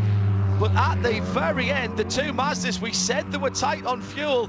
They were very tight indeed. They did get to the line, and the 77 got a wee bit further than the 55, but not at the speed quick enough for them to hold their positions. Bourdais got through, Jeremy. Indeed, John, and they left it too late to start saving fuel. I mean, the last 2 laps, all of a sudden they just lost all their. They were throttling right back, trying to eke it to the line. If they started doing that 20 laps ago, they might have made it. So a slight miscalculation, I think, there by the Mazda team, and all of a sudden. Yeah, they tried to back it off those last few laps. It wasn't quite enough. It didn't quite make it to the checkered flag. The frustration there for the number 77 team. That's Oliver Jarvis, who gives up that podium on the final lap. Yeah, and he looks absolutely devastated, tired, sweating, uncomfortable, and the body language there, not good. He's going to take a flat tour back from one of the Chevy safety vehicles. Let's head to Shea Adam and see if we can get a word with the winners. Tommy Milner still in the car, so let's see if we can speak to Ollie Gavin. Ollie, that's been a long time coming. Long Beach 2018 for the last win for you and Tommy. But how good does it feel to finally break into C8R for you guys? Oh, it's fantastic. It's a great result for the whole team to get a 1-2 here at Sebring. You know, this is win 101 with in the IMSA Championship, and so yeah, it's just wonderful to do. Great to follow up the win at Daytona. You know, with this victory here, this first 1-2 for the C8R, pretty fantastic. It puts you guys firmly back in the championship chase too, so that's a nice turnaround of fortune. Now, you had an interesting view coming out of the pit lane when the two Porsches had their coming together. What happened from your perspective? I was so focused on trying to get out of my pit box and just trying to get out of the pit lane. I didn't really see, but I saw that there was some shenanigans going on between the two Porsches. I saw that one of them was missing its front bumper. So I don't know. I didn't see it fully. So just one of those things that can happen in the pit lane, I suppose. Ollie, it's Hindhoff here, mate. Congratulations. You look like you had some problems getting out that, but did you have to stop for a crew member? Was there just not enough room for you to get out of your pit there? No, there was a little bit of a mix-up in communication, and there was so much going on. The guys in front and bits and pieces, and I was told to go, and then there was another communication, and I misheard that. So I was just playing it cautious, and I just sort of slowed up, and that allowed the three car to get in front. But you know, that's just again one of those things that can happen in the pit lane when everybody's stopping at once and it's all going on. So all was okay. We managed to use a little bit of speed and got ourselves back in front and come away winning. So that's fantastic, brilliant for the team. Well done, mate. You still remain the Yardley Hastings fastest sports car driver. Well done. Thanks, John. Ollie Gavin on our VP Racing Fuels pit lane report with Shea Adam. Breaking news in LMP2, and I haven't got the full story yet. Maybe we can follow this up, that the winning car, the number 81, has taken a penalty, and therefore the PR 152 has been promoted to the victory. I'll try and get some more news on that as soon as I can. I will scroll through the race control channel and maybe come up with exactly what that is all about. I'm just running across to that now, if I can find my mouse. Thank you.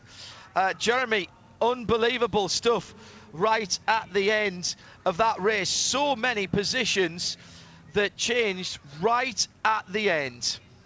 Yeah, just a dramatic race all the way around. Who would have thought the Mazdas would have got that just I mean, so close. One of them just got across the start-finish line. The other one got, maybe, was it just out of turn one? I mean, it just shows how close, how good the fuel pickup is on these cars these days. I mean, you can time it that close. Wasn't quite right for them, then. That's going to cost them in the championship. Valuable points slipping away there for them, but boy, that was tremendous. So great battles all the way through there. GTD was tight. LMP2. Jeremy just gonna break in there. Well. Shea's got another driver interview for us on the VP Fuels pit lane report. Aaron Tielet's 2 race wins in a row. Man, we should have every race in Florida, shouldn't we? I mean, yeah, I think Florida's getting knocked up on my list of favorite states. It's been pretty low in the past, but I'm loving it down here. You had such a good start to the race, too, and you were able to just drive around people through your first stint. Was the car just on rails today? Yeah, it was just handling great. Our Lexus RCF GT3 car was working awesome out there. It helped that we had new tires on that stop, and I think some of the other guys didn't put fresh tires on, or maybe only did 2. So that's where we lost some track position. But the car was so good, we were able to just get through them and get back to the lead and hand it off to Jack. Making it look easy out there. Aaron, congratulations. Thanks so much. Oh, brilliant stuff there, and that car did look very good indeed. Let's take a breather for a moment. The celebrations are starting in the victory lane for Whelen Engineering. What a run it was for them. The 61st Corvette 1-2 for Corvette Racing sees Ollie Gavin take the victory, and we just heard from the big fella along with Tom Milner as well, and back-to-back victories for Vassar Sullivan in the 5 and a bit hours or 5 hours or so that we've had in Florida racing for the last little while. No sign of the LMP2 winner there. Remember, we think that there has been a change around and that PRT have been inherited the win after a late penalty for the car that crossed the line first. We'll get as much as we can always, from that. We'll get more from that as soon as we can. Drive time for the 81 shares. That I've just seen that come up on the screen. Yep, just got confirmation from that they reported that on the NBC broadcast. Right, okay, thank you very much. It's the one thing I forgot to look at the end of the race. Extraordinary then, and they will have lost the victory because of that situation. Coming up on RS2, the Michelin Post-Race Tech Show, hashtag Michelin PRT to @IMSA Radio. A fabulous race here. And we'll have the points. We'll try and grab some more drivers, and we'll be answering your questions as Michelin PRT starts right now.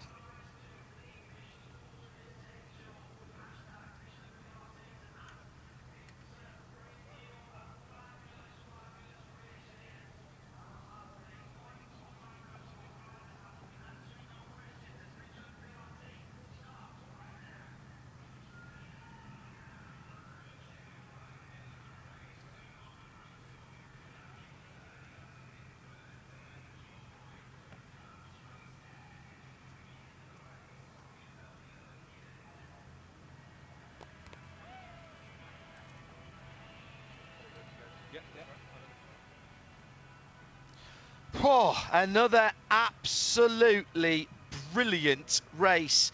2 hours and 40 minutes. We like this. The fans like it. I've had a few tweets, Jeremy, saying, hey, we need to do some more shorter races at the venues for the long races. We did have a sprint race a few years ago at Road Atlanta, a springtime race, and the 2 venues for the 24 and the 12 have worked really well for these sprint races. Been brilliant, haven't they? Absolutely superb. I mean, so far as the overall race lead was concerned today, well, there really wasn't much to that because the number 31 car had everybody handled. But all the other classes were very tight, and there was some great racing. And we talked about at the beginning on the Michelin pre-race report that strategy was going to be super important. Several teams been undone by their strategic decisions. Shea Adam is still with us as well. We'll bring her on in a minute. Ryan Walker says if there was a vote for the car of the day, the 912 would get mine after a great recovery drive back up to 3rd position. That was gritty from Vantur, and particularly elbows out from Earl Bamber, but no contact. That was good, clean driving to get that third position back. We'll do some points in a moment as well, but let's talk about the front of the field. Lane has sent this in using the hashtag MichelinPRT. Why were the Cadillacs so dominant at Sebring? They seemed a bit lost at Daytona, and where was that Daytona pace from the Mazdas? Where did that disappear to? There weren't massive BOP changes, Jeremy, so that is basically just, the setup of the cars. Is that what we're thinking? Well, they actually have a different balance of performance criteria for Daytona. It's unique at Daytona compared to every other track on the IMSA WeatherTech SportsCar Championship. So the balance of performance numbers, weights, restrictor sizes, fuel loads, all that sort of stuff, that was made just slight adjustments from Petit Le Mans the end of last season. So it hasn't really changed much from then. But this track, I think, with the acceleration out of the tight corners, it just really does suit the Cadillacs. We've seen them been strong here in the past. They're bulletproof, and they showed it again today. The Mazdas, you didn't quite get, and the fuel mileage here, and the fuel mileage here. Absolutely, for Cadillacs. and that's the big thing for Cadillacs here as well. They definitely had a fuel advantage, or definitely appeared to have a slight fuel consumption advantage over both the Mazdas and particularly, I think, the Acuras. The Acuras couldn't go as far as the Mazdas, and the Mazdas couldn't go as far as the Cadillacs. In fairness, when we had that little problem for the number 7, it wasn't a very Penske pit stop, but they came back well for a while. But then the pace and the fuel mileage took them out of it. Let's do some points, Jeremy, and start at the sharp end of the field. What have you got for DPI? I've got a tie. I've got a tie for the lead with Oliver Jarvis and Tristan Nunez on 92 points, also 92 points, but will have the tie break in their favour because of the win at the Rolex 24. Ryan Briscoe and Ryan Renger van der Zende, both of those teams on 92 points. 90 points for Joao Barbosa and Sebastian Bourdais. They finished third in each of the 3 races so far, live just 2 points back. 4 points behind them, Jonathan Bomarito and Harry Tinknell on 86.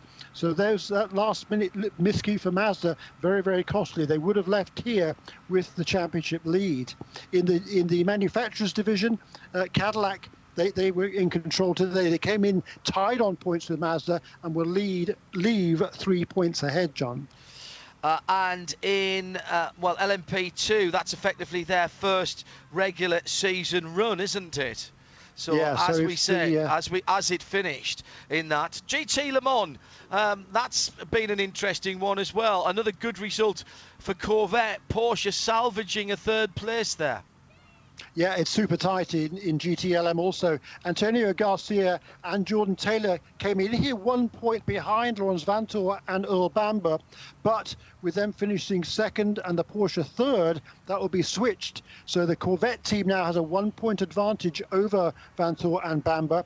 In third position in GTLM, Jesse Krohn and John Edwards, they will cling on to third place on 86. So it's 95 for Garcia Taylor, 94 for Vanthoor Bamber, 86 for Krohn Edwards, and then tied 1 point behind them on 85, Tandy Makowiecki in the second of the Porsches, and with a win today, Oliver Gavin and Tommy Milner. In the manufacturer points, Chevrolet, Corvette, and BMW came in tied on points because of the win today. Corvette will have now a 4 point edge over Porsche, with BMW 1 point further back in third place.